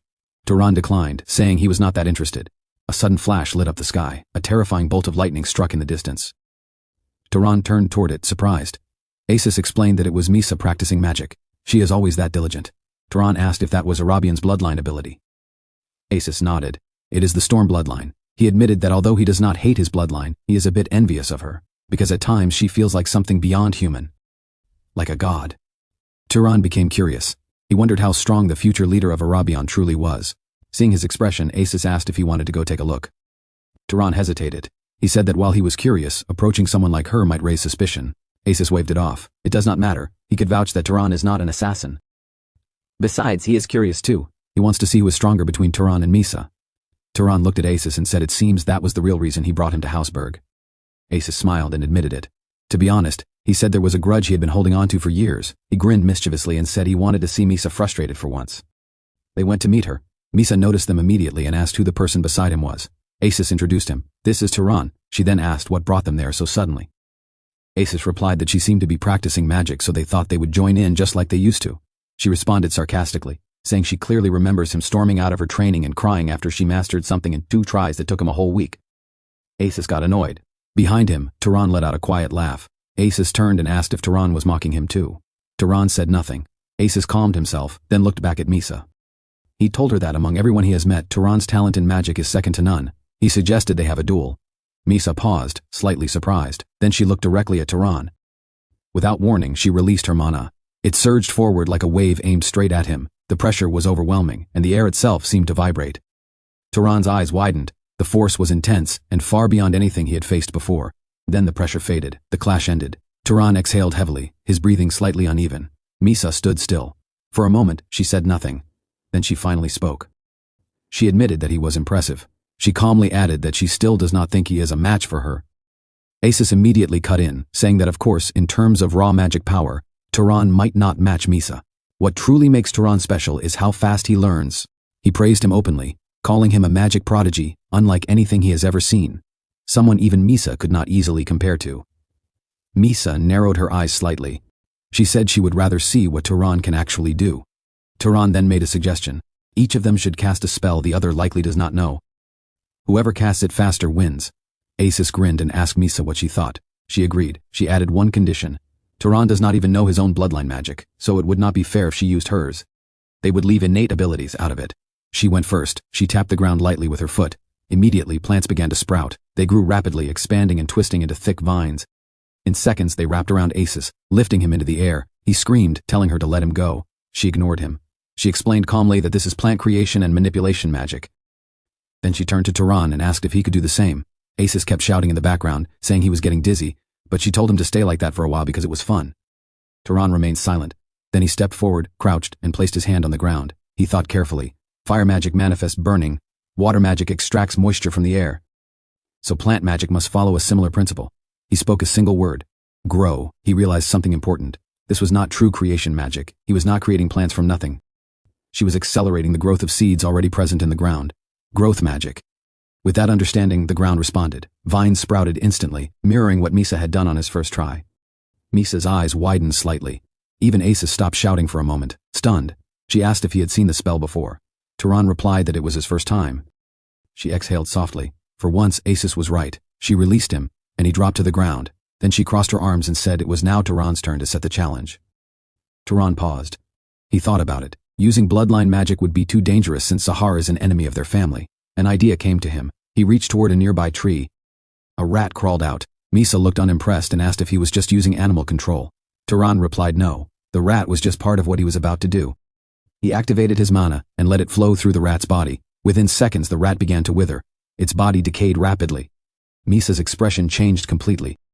She was shocked. Tehran turned to her and said that was it. Now she should replicate it. Misa stepped forward. She called another rat from the bushes and picked it up. She closed her eyes and focused. She tried to recreate what Tehran had done. Nothing happened. She frowned and tried again. Still nothing. She could not understand it. This was not a normal spell. Acis made a face and said that kind of magic is just disgusting. He asked why Tehran would even use something like that. Tehran replied calmly that it was just the first thing that came to mind. But internally he wondered if even a great house like theirs did not know this technique. Acis smirked and told Misa to just admit defeat. She snapped at him to shut up. There was no way she would lose. She tried again. This time she changed her approach. Magic is based on causality. If the phenomenon is natural, and the user understands its cause and the mana matches the effect, then it will succeed. Understanding is key. If that understanding is lacking, then brute force can compensate. She poured in a massive amount of mana. In her mind, she forced the command. Rot. And then the rat's body began to decay. She succeeded. But the cost was obvious. Her body trembled. Her face turned pale. Suddenly she collapsed. Acis rushed forward and picked her up. He panicked, calling her name and asking what was wrong. At first, Tehran wondered why she fainted. Did she use too much mana? But that did not make sense. People do not usually faint just from exhausting their mana. At worst, they become extremely tired and barely able to stand. Then Tehran noticed something, and he understood. Immediately, he picked her up. He asked Acis if there was any healer in the estate with a healing bloodline. Acis replied that there was not. Tehran gave instructions right away. Bring water and salt, and call the adults. As he carried her, he thought to himself that she was incredibly light. So light that it did not even feel like he was carrying a person. She had forced her body to keep moving using mana. even when it should not have been able to function at all. A few hours later, inside her room, Misa woke up. The matriarch was by her side, visibly worried. She asked if she was all right. Misa slowly sat up, confused about why she was in bed. The matriarch explained that she collapsed while practicing magic with their guest. She asked if it was true. Misa stayed silent. Then the matriarch asked carefully if Turan did anything to her. Misa shook her head. It was not his fault. It was simply her own mistake. She then asked everyone to leave, saying her head hurts. The matriarch sighed and showed her the bowl of soup. She told her to at least try to eat something, even if she normally does not because of her magic. With that, she left. Misa remained alone. She stared at the soup, then she picked it up and took a spoonful. The moment it touched her mouth, her expression changed. Painful memories of her dead brother and mother surfaced. Her body reacted violently. She vomited instantly, knocking the bowl away. Her breathing became unstable. It was as if she was reliving something she desperately wanted to forget. At the same time, deep within the Berg family's underground temple, a place dedicated to the crippled goddess, Turan walked alongside a knight. The knight explained that the walls and doors were completely sealed, solid and unbreakable, as if they had hardened over centuries. He told Turan not to even think about escaping. His name was Aram. Turan replied calmly that he understood. In truth, he was not even thinking about escaping. Aram repeated again how solid the structure was. Turan wondered if he was just proud of it. Aram began training. Turan watched closely. He asked what he was doing. Aram replied that it was simply training. But as Turan observed, he was surprised, completely drawn in. Aram barely moved, yet every motion was precise. Each movement was the minimum required setup for the next burst of power. Perfect efficiency. Turan realized this is what a trained body looks like. Aram noticed his gaze. Turan immediately apologized, thinking he was interrupting. But Aram said it was fine. Then he asked what exactly Turan saw in his movements. Turan replied honestly that it was incredible. Aram straightened slightly. Then he spoke. Most nobles look down on martial arts. They prefer magic, attacking from a distance. But that is only because their bodies are weak. Since they cannot properly control their bodies, they rely on tricks. Turan responded calmly. Unless someone has a specialized bloodline focused on physical strength, it makes more sense to focus on magic. Eventually, everyone faces situations where they are forced into close combat. Aram did not argue. Instead, he picked up a sword and handed it to Turan. Turan was surprised. He asked if it was really okay to give him a weapon, especially since they were treating him as suspicious. Aram replied that it does not matter. It is just a piece of iron. Only in the hands of the right person does it become a true sword, and in Turan's current state, he would not even be able to harm him. Turan accepted it. He looked at the blade, unsure what to do. Then he raised it, took a stance. In that moment, Aram noticed something. Mana was slowly leaking out from Turan's body. Aram suddenly shouted at Turan. That is not how it is done. He told him not to pour mana into the sword like that. Turan replied calmly, saying he understood. Aram circled around him, correcting his stance. He told him to put more weight on his front leg and let the ground carry his balance. He continued adjusting him. His posture was too stiff. With that kind of rigidity, he would not be able to handle the weight of the sword. At this rate, he would injure himself. He raised Turan's arm slightly and told him not to set limits on his own movements. Turan followed every instruction exactly. Aram nodded. Now it was better. He told Turan to repeat the motion 10 times. Control his breathing, do not stop. Let the breath flow into the muscles. He even praised him, saying his body is a good vessel. If possible, he should train it properly and push it to its limits. Then Aram explained that mana is just a tool. Many wizards rely on it because they assume physical ability is already sufficient, but that is only the baseline. A properly trained body is something entirely different. It is something that can tear through a battlefield even without relying on mana. Turan listened while continuing his movements. His breathing became heavier, but he endured. Someone entered. It was the matriarch. She bowed slightly and apologized for doing something unforgivable to their guest by confining him. Turan told her not to worry. If anything, he should be the one apologizing. As a guest, his conduct had been inappropriate. The matriarch then explained that Misa wanted to offer him a proper apology. She asked if he could spare some time.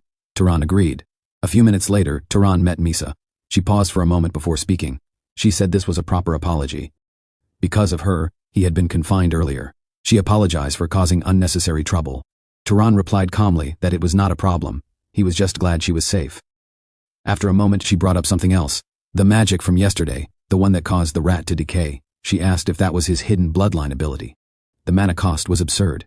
Did he lie? Turan shook his head. It is not complicated. If someone understands the principle, they should be able to do it as well. Misa thought about it. Then she asked if he would teach her and whether it would be free. She added that since he had not revealed the method, there is no proof it is not bloodline magic. Turan replied no. He does not really care about winning or losing. Misa frowned. She asked what he meant by that. If he acted like that, it would make her look like the bad one. After a moment she made a proposal. If he tells her the secret behind that magic, she will teach him one of the secret arts of her family. Turan showed interest and accepted. The two began exchanging knowledge. Misa analyzed his technique.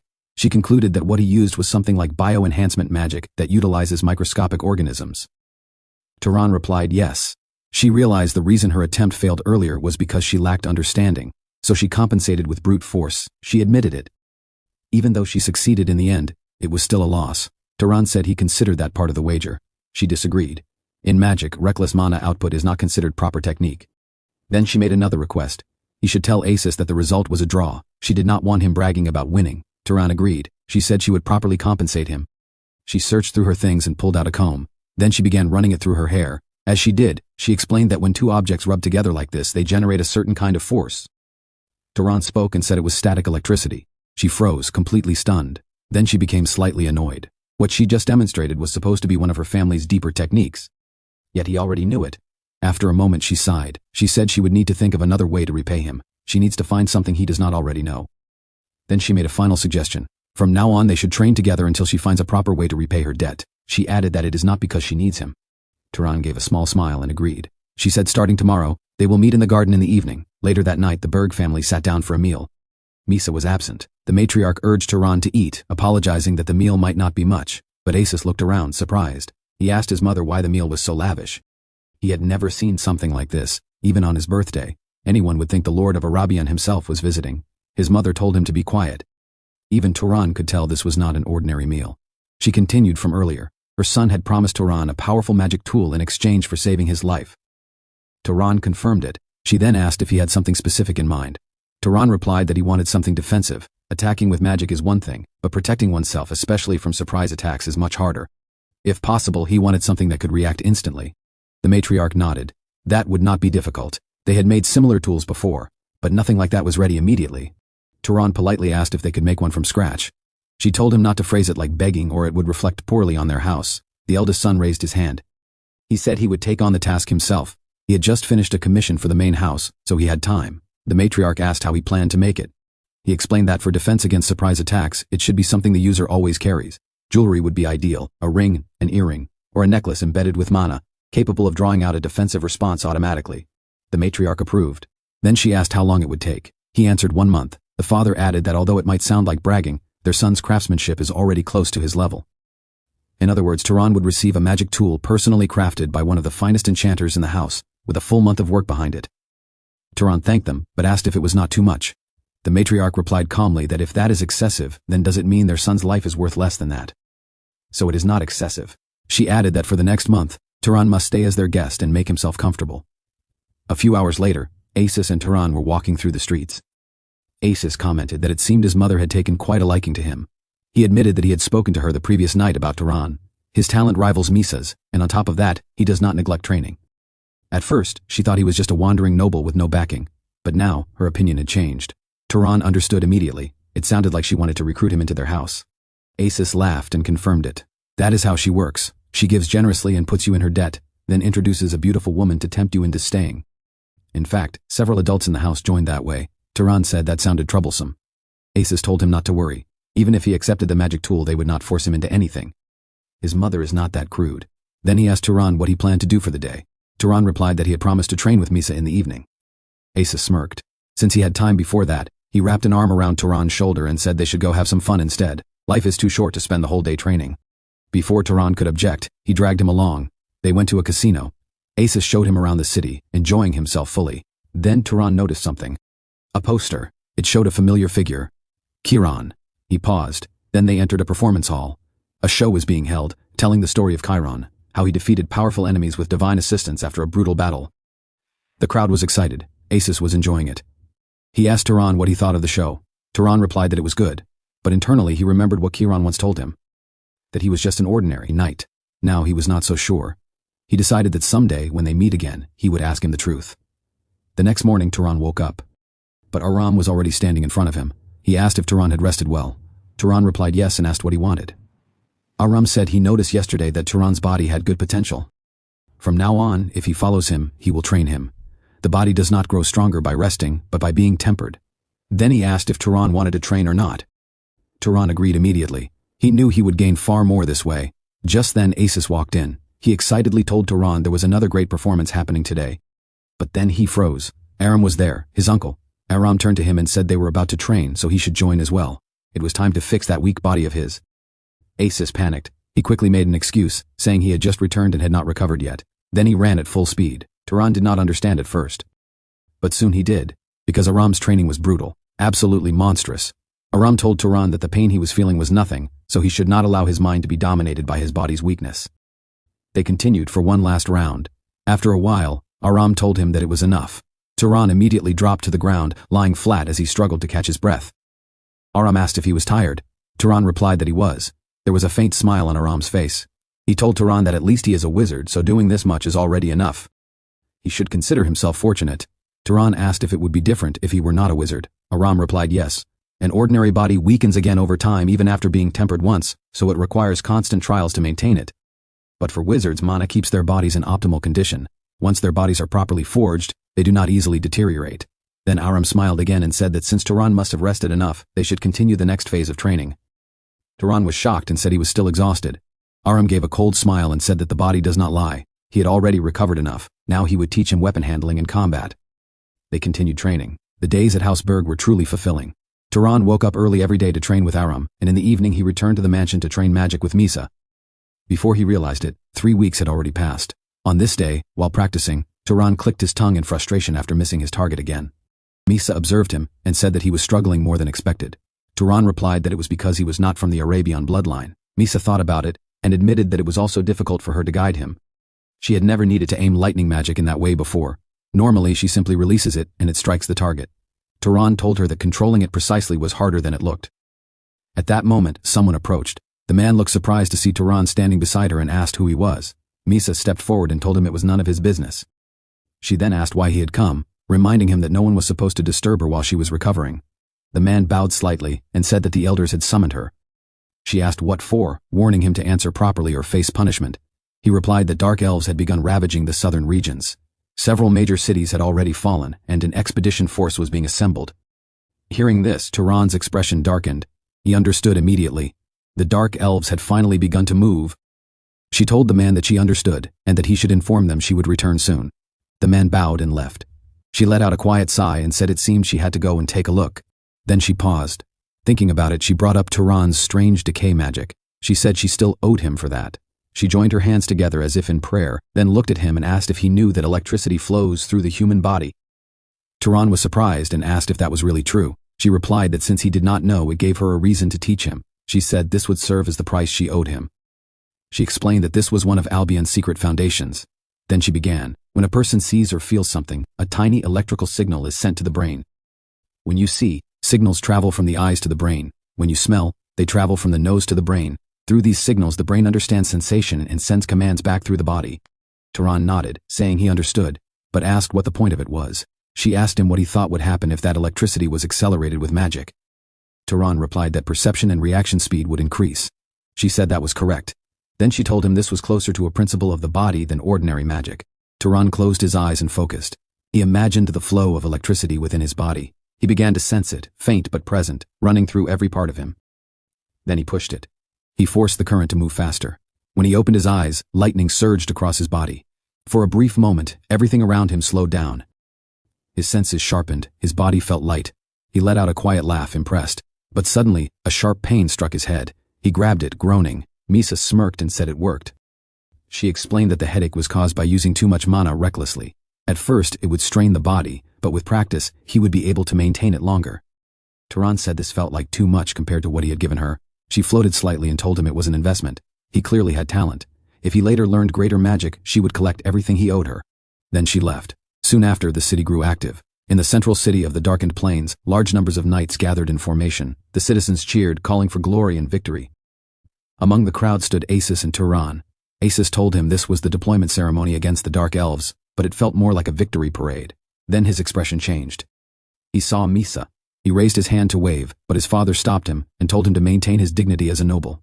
At that moment, the head of the house arrived. Everyone fell silent. Turan looked forward and saw him. The current head of Araban Bada Arabian. Turan noticed something immediately. His complexion was pale. He asked Asis if he was ill. Asis replied that there were rumors. Long ago he fought the great house leader of Zahar and suffered severe injuries, but that was many years ago, so it might just be age. Then the head of the house raised his hand. With a single word the sky darkened, clouds gathered instantly, lightning roared across the heavens, his voice echoed as he commanded them to advance without fear. The power was overwhelming, the morale of the knights surged. The citizens cheered louder, convinced of victory. Turan watched silently. Even with a damaged body, that man stood at the peak of magic. A power capable of reshaping the world. Turan clenched his fist slightly. Someday he wanted to reach that level too. A few days later, the eldest son finally presented Turan with the artifact he created. He explained that simply carrying it would slightly increase physical durability. When infused with mana, the effect becomes much stronger. At its peak, it can reach a level comparable to a guardian bloodline noble. However, the mana consumption is extremely high, so it should not be maintained for long periods. Turan was genuinely surprised. He said it was a remarkable treasure. An item of this level is rare even among great houses. The eldest son nodded, saying of course, it is an exceptionally well-made piece. The matriarch then asked Turan once again if he had considered formally joining their house. Turan thanked her for the offer, but said it would be difficult for him to accept. She nodded, saying she expected as much. Acis had already told her that Turan is someone with many things to do, someone who cannot remain in one place. She asked him to forgive her for bringing it up again. Turan bowed respectfully and said he would never forget the treatment he received. Houseburg would always be a place he considers friendly. With that, he stepped outside. Waiting for him were Acis and Aram. Aram handed him a dagger and said it was a magic tool. It did not have any special abilities, but it was extremely durable and sharp. Turan bowed and thanked him. He then called him teacher. Aram paused for a moment, then gave a faint smile before turning away and leaving. Now it was just Turan and Acis. Acis draped a cloak over Turan's shoulders. Turan asked what it was. Acis replied that he once said he envied his clothes. This cloak resists dirt and can repair small tears on its own. He also gave him a shirt and trousers. Turan thanked him sincerely. Acis smiled and said that he considers him a true friend, not just because he saved his life, but because spending time with him made him reflect on many things. Then he asked where Turan planned to go next. Turan replied that he would be heading east. Acis sighed and said he had been there before. He warned him that if possible he should avoid traveling by ship. The waves there are terrible and many people cannot endure them. Turan was speechless but grateful. He thought to himself that beyond those waters lies Zahar and the Amir Desert, his true destination, but he could not say that out loud. Acis told him to return safely someday. Turan agreed. With that, he set off on his journey once again. Now he was alone. After some time he began to run. His speed was incredible. People on the road were shocked as he passed by like a gust of wind. He continued running across different terrains until he finally stopped in a forest. And he noticed something. A smell. At first it seemed like a campfire, but soon he realized it was something far worse, burning flesh. When he arrived at the source he saw the aftermath. Buildings reduced to ashes, burnt and rotting corpses tied to stakes. The scene was horrifying. He walked through the area, wondering if it was the work of bandits since the dark elves should not have reached this far. He heard a faint sound. He followed it carefully and found a basement entrance. He had sensed something from there earlier. He opened it. Inside there was a little girl.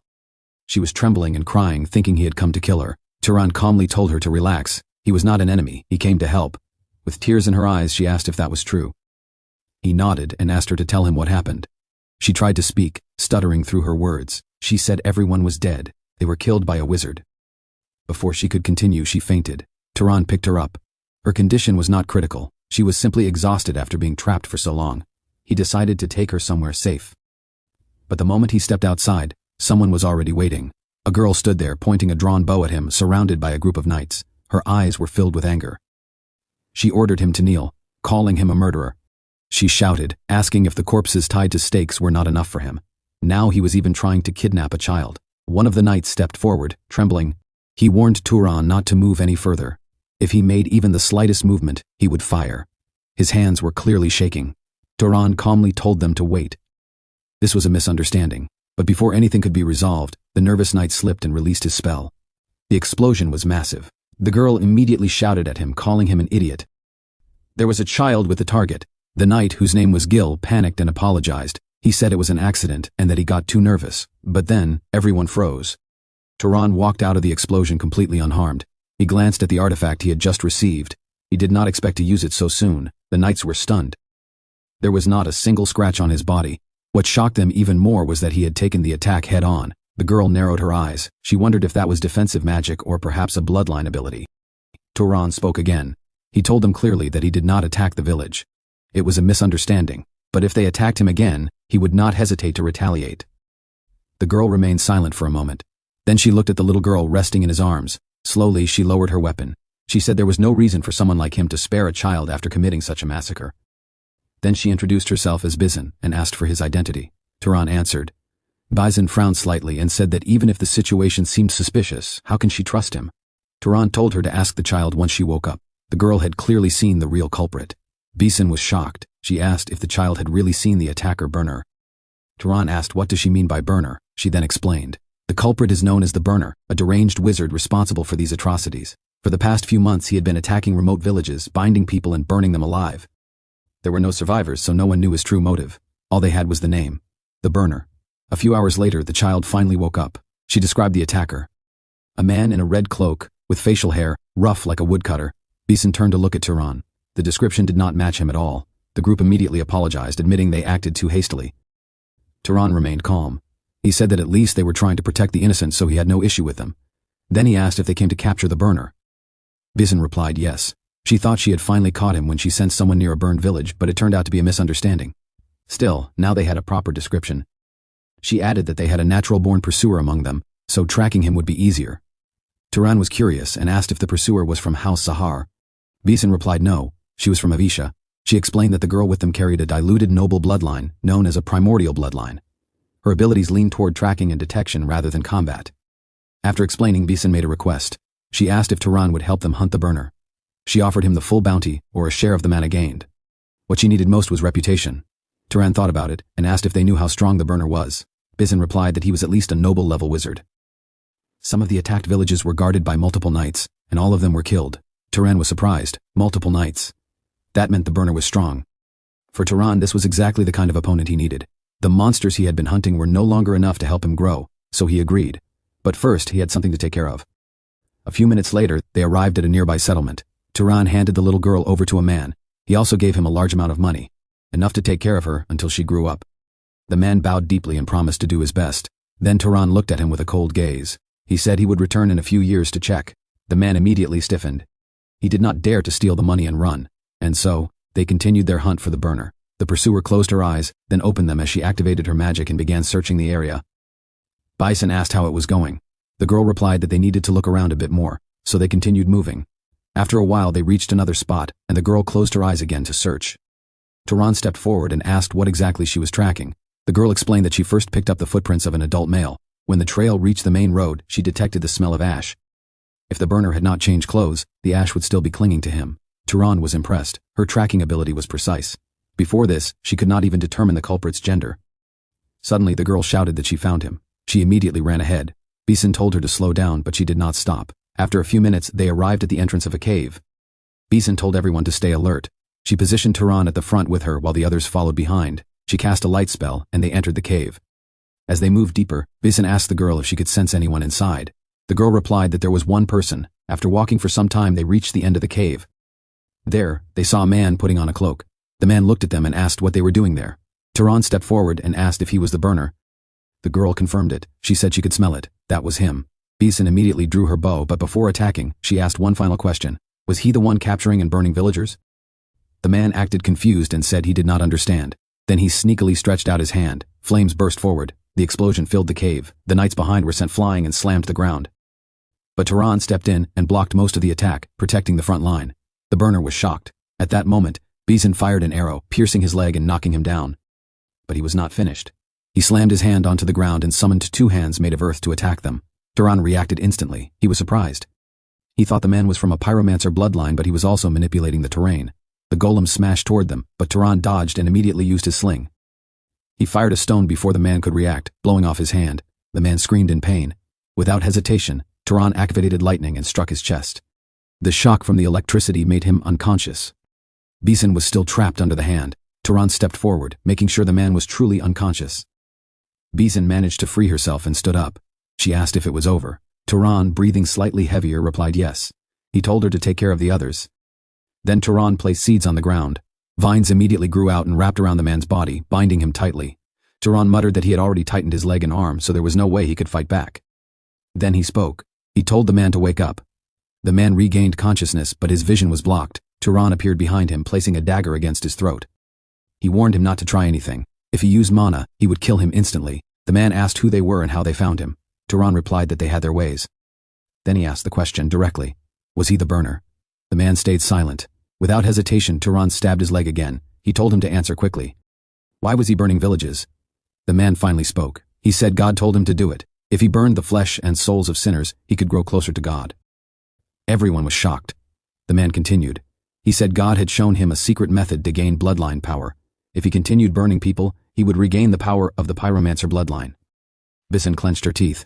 She said he was insane. Gaining an inborn bloodline in such a way was impossible. She never expected someone would commit mass murder for such a delusion.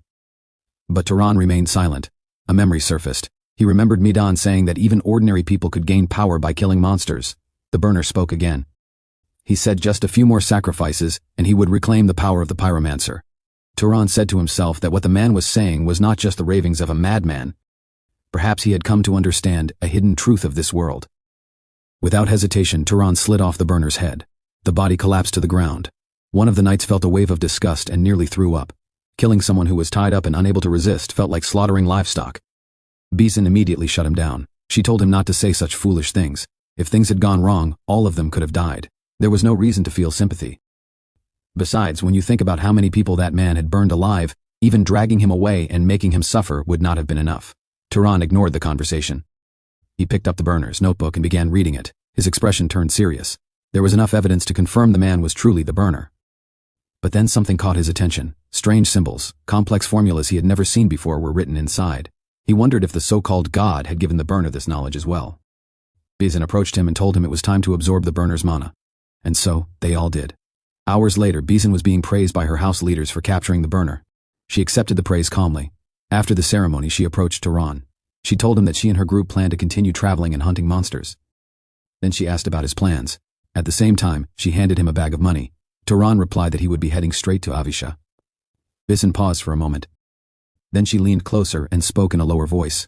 What they heard from the burner must not be spoken about outside. Turan nodded. Whether it was true or not, spreading it would cause chaos. With that, they parted ways. Some days later, Turan was walking through the desert. He paused. The air was becoming more humid. He tested his magic and noticed that his firepower had decreased while mana consumption had increased. Using fire magic here would be inefficient. On the other hand, water magic had become easier to use. That meant he was close. Ahead of him was Avisha. Now inside a tavern in the city, a group of men sat drinking. One of them asked if they were setting sail tomorrow. The man replied yes. They had to head back to the dreadful angry desert again. He complained that the merfolk people along the route kept throwing objects at them, and last time, the bottom of the ship ended up full of holes. Another man asked if it was really that bad. He replied that it was worse. Pirates were also causing trouble. At this rate, they were barely making any profit. They needed a skilled knight to protect them. Just then, Turan appeared behind them. He asked if they were heading to the Emerald Desert. The man turned, surprised. He told Turan they were leaving tomorrow, but their ship was not a luxury vessel. They did not even have space for extra cargo. Taking one more person would mean losing profit. Without saying much, Turan reached out and froze the drink in the man's cup. The men froze. They immediately realized he was a wizard. They stood up at once, asking what someone like him was doing in a place like this. Turan told them to relax. He was here to be hired, not to intimidate them. The man asked what he wanted. Turan replied that he wanted passage to the Emerald Desert. Not as a passenger, but as a crew member. If pirates or attackers showed up, he would handle them. That would be his payment. The man hesitated and explained that their ship was poor. They could not offer proper conditions for someone of his status. Turan said he did not care about pay or comfort. He only needed to reach his destination. The man's expression changed immediately. He smiled and told Turan he was welcome aboard. Just like that, Turan secured his place on the ship. At the same time, back in a city, a battle was raging. Flames burned fiercely across buildings and streets. The Arabian family forces were fighting to reclaim the area. A soldier breathed heavily as he swung his sword, cutting down monsters one after another. But then more enemies appeared. Before he realized it, he was surrounded. He clenched his teeth, knowing he would die at this rate. Then suddenly, lightning struck from the sky like divine judgment. The dark elves around him were obliterated instantly. The soldier dropped to his knees in relief. The one who saved him was Misa. He quickly thanked her. Misa told him to rejoin his unit. He replied yes ma'am and rushed off immediately. At that moment, another man approached. He was the Arabian Subjugation Force Vice Captain, Kedram Arabian. He asked Misa if she was injured. She replied no and called him uncle. He told her not to push herself too hard. She was far more valuable than the lives of a few knights. She told him not to worry. This level of battle was nothing to her. Then she asked how things were going. Kedram replied that they were doing well. At this rate they would reclaim the area soon, but they still had not located the main target. Misa told him to inform her immediately when they find it. She would handle it personally. Then she left for another battlefield. As soon as she was gone, Kedram's expression changed. He clicked his tongue in irritation and called her insolent. He blamed his brother for raising her without restraint. At this rate she would end up just like her mother and younger brother. Now, back at sea, the ship carrying Turan was already sailing. Turan stood at the deck, quietly observing the vast ocean. He thought to himself that even if he reached Zahar, he had no clear way of finding clues about his father. Without knowing his father's status, rushing in blindly could be dangerous. All he had were a few heirlooms and a portrait of his mother. He wondered how long it would take to find anything with just that. Then the captain approached him from behind and tapped his shoulder. He joked that if Turan kept staring like that, he might burn a hole through the ocean. He asked what he was thinking about. Turan replied that he was just thinking about how vast the sea is. The captain nodded. He said the ocean is truly endless. Some people get sick just from looking at it. Then he asked how Turan was handling the seasickness. Turan said he was fine. The captain then mentioned that Turan had even started learning shipwork from the crew. He was impressed. He said it was rare to see a noble willing to learn everything from tying ropes to handling sails. Turan said he simply thought it would be useful knowledge. Then someone shouted that it was time to eat. The captain clapped his hands and told everyone to head to the dining area. They all gathered to eat. A man told Turan that the food was not as good as what you get on land, but at least they had pickled cabbage. Without it, they would all have died from gum disease long ago. Turan asked what gum disease was. The man explained that it makes your gums bleed until you eventually die, but eating sour food prevents it. Food spoils quickly at sea, so pickled cabbage is the best option, even if it tastes terrible. Turan found it interesting and asked how they discovered that. The man shrugged and said someone must have figured it out eventually. Before this, people used to die from it without knowing why. Suddenly, a voice rang out from above. The lookout shouted that a ship was approaching from ahead, a medium-sized vessel. The crew immediately became tense. Someone asked if it was pirates. The lookout said there was no house crest flying on the ship. Captain sighed. He said it was probably pirates. Things had been going too smoothly. He immediately ordered everyone to prepare for battle. Weapons were drawn. One of the crew asked if they should try to escape. He said their ship was slightly faster, but if the pirates chased them long enough, they would be caught. If the wind favored them, they might reach a nearby island first. The captain thought for a moment. Then he turned to Turan and asked if he could handle it. Turan replied calmly that as long as there were no knights or nobles among them, it would not be a problem. Hearing that, the captain made his decision. He ordered the ship to turn. They would fight. The pirate ship approached and shouted for them to stop. They promised to spare their lives if they surrendered. Turan looked at the captain. Then he asked quietly, "Do pirates ever keep their promises?" One of the crew answered. He asked if throwing people into the sea after cutting off their legs counts as sparing them. Turan understood immediately. Without another word, he stepped forward and leapt toward the pirate ship. He landed cleanly on their deck. The pirates were stunned. They had no idea what was happening. Before they could react, Turan raised his hand. Water from the sea rose into the air. In an instant it froze into dozens of sharp ice projectiles. Then he fired. The ice shot forward at high speed, piercing through their chests before they could even defend themselves. Bodies dropped one after another. Turan looked at the remaining pirates and spoke calmly. "If these are people who kill for a living, then there is no reason to show mercy." The remaining pirates froze in place. Fear gripped them. Then a man who looked like their leader shouted at them. He told them not to be afraid. If they did not kill him, they would die anyway. That snapped them out of it. They charged forward as a last attempt. Turan stood his ground. He raised his hand again and drew water from the sea. In an instant, it froze into a blade. An ice sword formed in his grip. The first attacker rushed in. Turan moved. With a single swing, he severed the man's head and arm. The body dropped before the others could react. But they did not stop. Knowing death was certain, they rushed him without hesitation. Turan blocked their strikes with the ice sword. He parried cleanly, then countered. In one motion he pierced two of them through the neck. Another came from behind. Turan turned and cut him down instantly. Everything happened so fast that it was hard to follow. He stepped back. More pirates rushed him from the front. With one wide slash he cut through them all at once. Bodies split apart. Blood sprayed across the deck. Then suddenly, one pirate grabbed him from behind and stabbed him. Others followed, stabbing him repeatedly. But their blades could not pierce his skin. At that moment they lost all hope. Turan did not even look at them. Ice spikes formed behind him and shot backward, piercing through their heads. They dropped instantly. He moved again, fast, precise, merciless. One by one he wiped them out. Then he moved into the remaining group. The slaughter continued. It lasted only a few minutes. But by the end, no one was left alive. The deck was covered in blood. Severed limbs lay scattered everywhere. Turan stood in the middle of it all, calm, unshaken. His presence alone was terrifying. Moments later, the crew arrived on the pirate ship. They looked around in disbelief. The captain whistled and joked. He asked Turan if he worked as a cleaner on the side, because he had done their job too neatly. The crew burst into laughter. They praised Turan and wished him a long life. One of the crew members approached Turan respectfully and suggested he should see the physician first. Turan smiled and told him there was no need to worry. There wasn't a single wound on his body. The blood covering him belonged to the pirates. A few hours later, inside the ship, the captain spoke to Turan. They had searched every corner of the pirate vessel. It turned out the ship was originally a merchant vessel that had gone missing in Abasha years ago. The pirates had captured it, repainted it, and used it as their own. The captain clicked his tongue. Saying such is expected of those lowlifes. He then asked Turan what he planned to do next. Since Turan had cleared the ship himself, everything on it now belonged to him. The captain grinned and congratulated him on becoming a ship owner. Turan was slightly surprised. He asked what people usually did in situations like this. The captain explained. One option was to take the ship back to Abasha and claim he had found it. If he was lucky, the original owner might reward him. But between paperwork and dealing with officials, it could take months. Another option was to sell it in the Emir Desert. But in his opinion, the best choice was to sell it at the Noten Sea Islands along the way. Ships were always in demand there, so the price would be high. However, moving a ship that size required a full crew. Turan could not sail it alone. If he wanted to use their crew, there would be a cost. Turan nodded. He said he was willing to pay. The captain laughed. He liked that answer.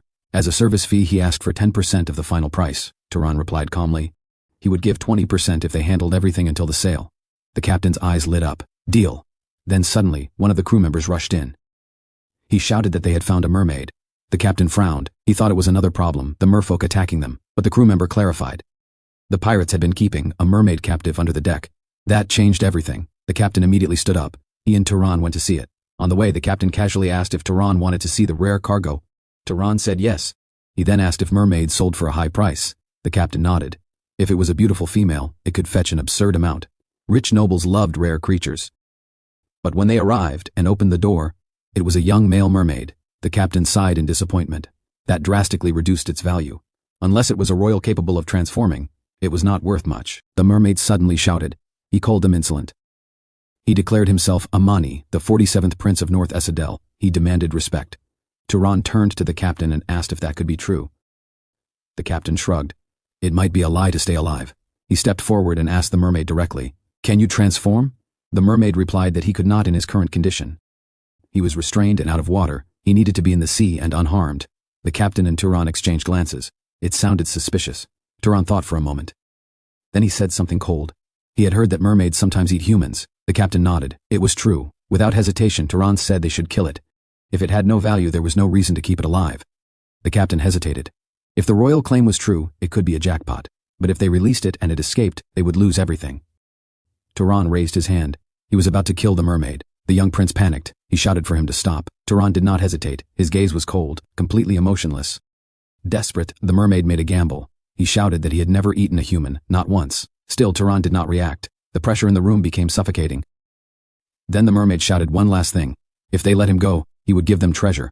Turan paused. He was interested. Seeing that, the mermaid's eyes lit up. He quickly said he would truly give them treasure if they let him go. Not ordinary treasure, something left behind by the Freyan gods them humans worship.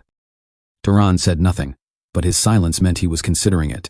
A few hours later, they arrived at a nearby island. The crew immediately cheered. After days at sea, stepping onto land felt like heaven. Some of them were already talking about drinks and celebration. Back on the ship, the captain approached Turan. He asked if he had made a decision. Turan replied calmly. Yes. Fortunately, the location the mermaid mentioned wasn't far from here. He would go, check it, and return before nightfall. Without wasting time, Turan prepared a smaller boat. He brought the mermaid along, but before setting off, he chained him. The mermaid frowned. He asked what the chains were for. Was Turan afraid he would run? He reminded him that he was a prince. He keeps his word. Turan didn't respond. His silence was enough. Trust was not something he gave easily. As the boat moved across the water, the mermaid spoke again. He asked if Turan would really let him go if the treasure turned out to be real. Turan answered simply, yes. Then, with a slight movement of his hand, Turan used his magic. The sea responded. Waves gathered beneath the boat, pushing it forward at high speed. The mermaid watched, slightly impressed. Then he spoke again. He warned Turan not to be disappointed. Freyan treasure might not look impressive to someone like him. It only seemed valuable by the standards of land dwellers. Turan didn't care. He simply said one thing. Just lead the way. And so, guided by the chained prince, they moved deeper into the open sea, toward the hidden treasure of the Freyan gods. After a few minutes of travel, they arrived at the island. Turan stepped off the boat and immediately crouched by the shore. He placed his hand on the water and activated his search magic. His senses spread beneath the surface, scanning for any sign of merfolk. After a moment, he found nothing. At least the boy hadn't led him into a merfolk stronghold. They moved along the shore. The mermaid looked around, slightly nervous but confident. He said the location was definitely nearby. Then suddenly, he pointed. It was out there in the water, Turan looked at the sea and asked how deep it was. The boy answered casually, about 300 meters. Turan stared at him in silence. Then he dragged him to a nearby tree and tied him up. The boy protested immediately. He asked what Turan was doing. Did he really think he would run away? If Turan died down there, he would starve to death tied to this tree. Turan responded coldly. Then he should pray that doesn't happen. Without another word, Turan removed his outer clothing and dove straight into the sea. The water swallowed him. He descended deeper and deeper. The light faded. The pressure increased. Darkness surrounded him. After a long descent, something finally appeared in the distance. A massive statue. An ancient serpent carved in stone. It stood silently beneath the ocean like a forgotten god, and above it was a body, resting unnaturally still. Turan swam closer. Even in the depths, the body had not decayed. It was intact and well preserved, almost as if time had abandoned it. He reached the statue and examined it carefully. Then he noticed something. A compass, resting with the body. He took it without hesitation. He immediately turned and swam back up. When he finally broke the surface, he climbed onto the shore. The boy quickly asked if he found it. Turan replied yes, but his gaze shifted. He looked at the boy, then at the compass. And in that moment, he understood. The artifact wasn't just a relic. It allowed him to sense life, to perceive internal energy, a tool far more valuable than gold. Without another word, Turan untied the mermaid. The boy froze. He didn't expect this. He admitted honestly that he thought Turan would keep the treasure and sell him anyway. Turan replied simply, he made a promise. And the boy hadn't deceived him. That was enough. The mermaid's face lit up. He thanked Turan sincerely. Then he said something ridiculous. He called Turan a kind demon. If war ever broke out between their races, he would tell his father to spare him. Turan told him to stop talking nonsense. The boy laughed and dove into the sea. The moment his body touched the water, it transformed. His lower half shifted into that of a fish. In that instant, Turan realized the boy truly was royalty. The next day, back on the ship, some crew members were being beaten. Their wounds were fresh. They were being disciplined. Turan asked what happened. One of the shiphead explained. They had returned late after drinking and caused trouble at the harbor. This was their punishment. Turan said nothing, but as he watched them, he noticed something strange. Their life force. He could see it fading with each strike, flowing out of their bodies like a visible stream. The compass was already showing its value. He then asked where the captain was. The guy replied saying the captain had gone to the island to finalize the ship sail. Turan went to find him. Inside a building, the captain was speaking with a man. The man had lost an arm. The captain had lost an eye. They looked like two halves of the same fate. The captain introduced him. His name was Captain Samuel. He had agreed to buy the ship.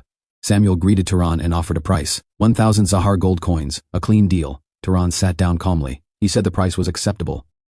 But there was one problem. Carrying that much gold was inconvenient. He asked if he could instead receive magic tools or holy relics of equal value. Samuel shook his head. Items like that weren't easy to find here. If Turan wanted such things, he would need to go to Komad, the second city of the Zahar territory, ruled by House Demon of the Tamer's bloodline. Samuel added one more thing. With his money, Turan should consider buying a monster steed. A beast capable of understanding commands. It would be useful for someone like him. Turan thought about it. A creature that could understand speech. Yes, that could be useful. And so, after everything was settled, the ship set sail once more. One of the crew members laughed loudly. He told his colleague that this voyage had turned into a blessing. The pirates they feared had ended up as nothing more than walking money bags. His colleague agreed. He said it was all thanks to picking up someone favored by the gods. But then, the watchman's voice cut through the air. Dark clouds ahead. A storm was coming. Immediately the mood shifted. The vice captain shouted orders. Lower the sails, secure the cargo, move everything inside. If they didn't want to become fish food, they had to move fast. The crew sprang into action. Chaos spread across the deck. Waves crashed violently against the ship. Men struggled to keep their footing. Some were thrown off balance. Others nearly fell into the sea. The wind howled like a beast. Rain slammed down like needles. The ship creaked under pressure. For a moment, it felt like everything would be swallowed whole. Then suddenly, everything stopped. The chaos froze. The ship, the cargo, the crew. They were all suspended in midair, floating, weightless. Silence replaced the storm. Every eye turned toward one person, Turan. With a simple motion of his hand, he controlled it all. He lowered the ship back onto the waves. Then one by one, he guided the cargo back into place. Barrels, crates, ropes. Slowly, things settled. The ship endured. The crew looked at Turan with gratitude. The captain stepped forward. He admitted it himself. If Turan hadn't acted, they would have sunk. Then Turan asked calmly, "Can the ship withstand the storm?" The captain nodded. They had to trust the ship. And the helmsman. But the cold, that was the real danger now. Turan went silent for a moment. Then he made a decision. He told everyone to gather around him. The captain immediately grew nervous. Was he about to light a fire on a wooden ship? That was dangerous. One mistake and they would all burn. Turan ignored the concern. He raised his hand. A flame ignited. But it didn't spread. It didn't touch the ship. Instead, it formed a controlled sphere of heat around the crew. A perfect circle of warmth. The freezing wind could not enter. The captain stared in disbelief. He had never seen magic used like this. Not just power, but precision, control, understanding. In that moment, something old came back to him, words he had once heard from veteran sailors. When strength fails, humans rely on wizards, and wizards in turn must guide and protect humans. For the first time, he truly understood what that meant. Finally, Turan arrived at his destination, Kumad, the largest city in the northern Aran desert. The ship docked, and the crew began unloading. Most of the cargo remained, but a portion was set aside for Turan. The captain approached him and handed him a pouch of coins. He called it a small amount, a token of gratitude. Turan looked at the pouch and said it was too much. From his perspective, they had simply helped each other. But the captain shook his head. The crew had all contributed a portion from the profits of the captured pirate ship. If Turan refused, it would feel like rejecting their sincerity. He even joked that the gods might be angered. Turan did not argue further. He accepted it. Then he said that if they met again, he would treat them to a proper meal. The captain smiled and said that would be their honor. One by one, the crew members came forward. They thanked him. They told him they would miss him. They said they would never forget what he had done. The captain and vice captain gave their final farewell. Just like that, Turan was alone again. He stepped into the city. Kumad was vast, crowded, and alive. As he walked through the streets, something caught his attention. Some of the people had strong mana. They were not ordinary people. They were wizards, and there were many of them. Without hesitation, Turan approached the one with the most overwhelming presence. He spoke calmly and asked for his attention. The guard froze. He could feel a crushing wave of mana behind him. Slowly, he turned. Turan asked if he was a knight of House Demon. The man immediately bowed and confirmed it. Turan introduced himself, stating that he came from Abasha, and requested an audience with the house head. There was no delay, and he was escorted immediately. Few hours later. Inside a grand hall, he had been cleaned and properly dressed. In front of him stood a man radiating immense mana, the head of the house. He introduced himself as Karl Demon.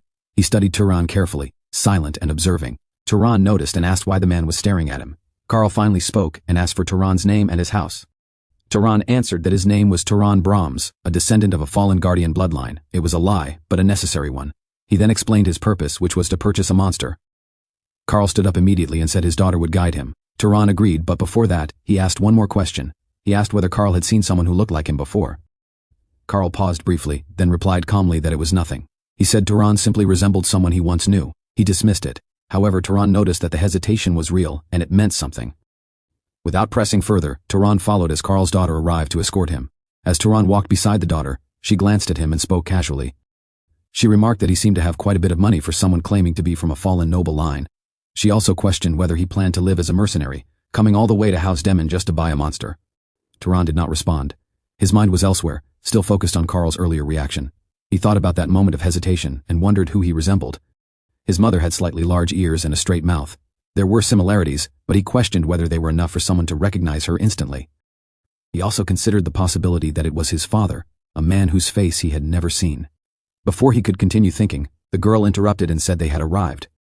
She gestured forward and welcomed him to House Demon's breeding grounds. Turan looked around, and his eyes widened slightly. Each enclosure was vast, and every creature had its own tailored environment. It resembled a controlled ecosystem more than a stable. He admitted that it was impressive. His gaze fell on a nearby horse, and he asked for its price. The girl answered immediately that it was 4,000 gold coins. Turan froze. That amount was more than twice everything he had. For the first time, he realized that he was not as wealthy as he had thought. Buying a monster suddenly felt unrealistic. However, walking across the desert while carrying all his money was not an option. They moved on and soon stopped in front of an eagle. The creature stared at him with sharp, intelligent eyes. Turan asked its price, and the girl replied that it was 1,500 gold coins. It was still expensive, but barely within reach. He asked about its abilities.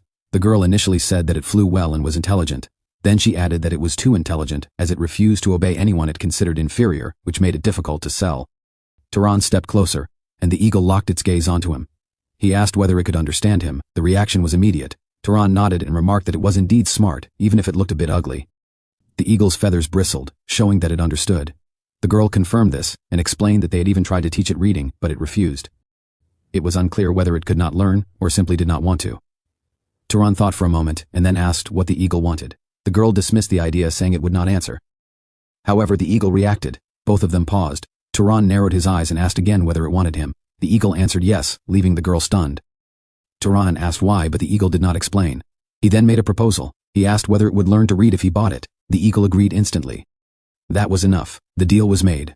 Contracts were signed, and the bond was established. The eagle perched calmly on Turan's arm, as if it had always belonged there. They told him to take good care of it, and Turan simply nodded. As the transaction ended, the leader paused, thinking for a moment. He asked whether Turan had any connection to someone named Talus. Turan asked who that was. The man shook his head and said it was nothing, telling him to forget it. However, Turan did not forget. Instead, he took out a portrait of his mother and showed it to the man, asking if he recognized her. The man looked at it briefly and then shook his head, saying that if he had ever seen someone that beautiful, he would not forget. Turan accepted the answer, but the silence between them lingered. Without pressing further, Turan decided to test his new companion. He stepped outside, threw the eagle into the air, and grabbed onto its leg. The eagle did not resist and lifted him effortlessly. They soared into the sky. Hours later, he returned. The girl asked how it was, and Turan replied that it was good and that the wind had cleared his mind. When he stepped inside, someone was already waiting. A visitor. The girl introduced him as Turan Brahms and stated that he had come from afar. She added that he came from the southern regions. One of the men reacted immediately and asked if that was not near Arabian territory. The girl clicked her tongue and told them not to associate their guest with those sparrows. A man then stepped forward and introduced himself as Doug Mirren, a descendant of a history bloodline. Turan nodded and reached out his hand. They shook hands, but Doug did not let go. His grip tightened deliberately as a test. Turan remained calm and did not react. Then the bracelet on his wrist activated as a subtle defensive response. Doug's eyes lit up with interest. He released his hand and smiled, commenting that it was expected of someone from a guardian lineage and that his body was sturdy. Before the situation escalated, the girl then shifted her attention and asked about the eagle, as she had come specifically to see it. Turan replied that he had let it fly nearby so it could adjust after being ridden all morning. He added that he could call it if she wished. Without waiting, he called it. Within moments, the eagle descended from the sky and landed beside Turan. The girl's eyes lit up as she confirmed that he had tamed the stubborn creature. She reached out to grab it, but the eagle dodged instantly and refused her. Her expression darkened as she demanded to know what she lacked and why it would choose someone like him over her. Turan calmly patted the eagle. He told it to calm down.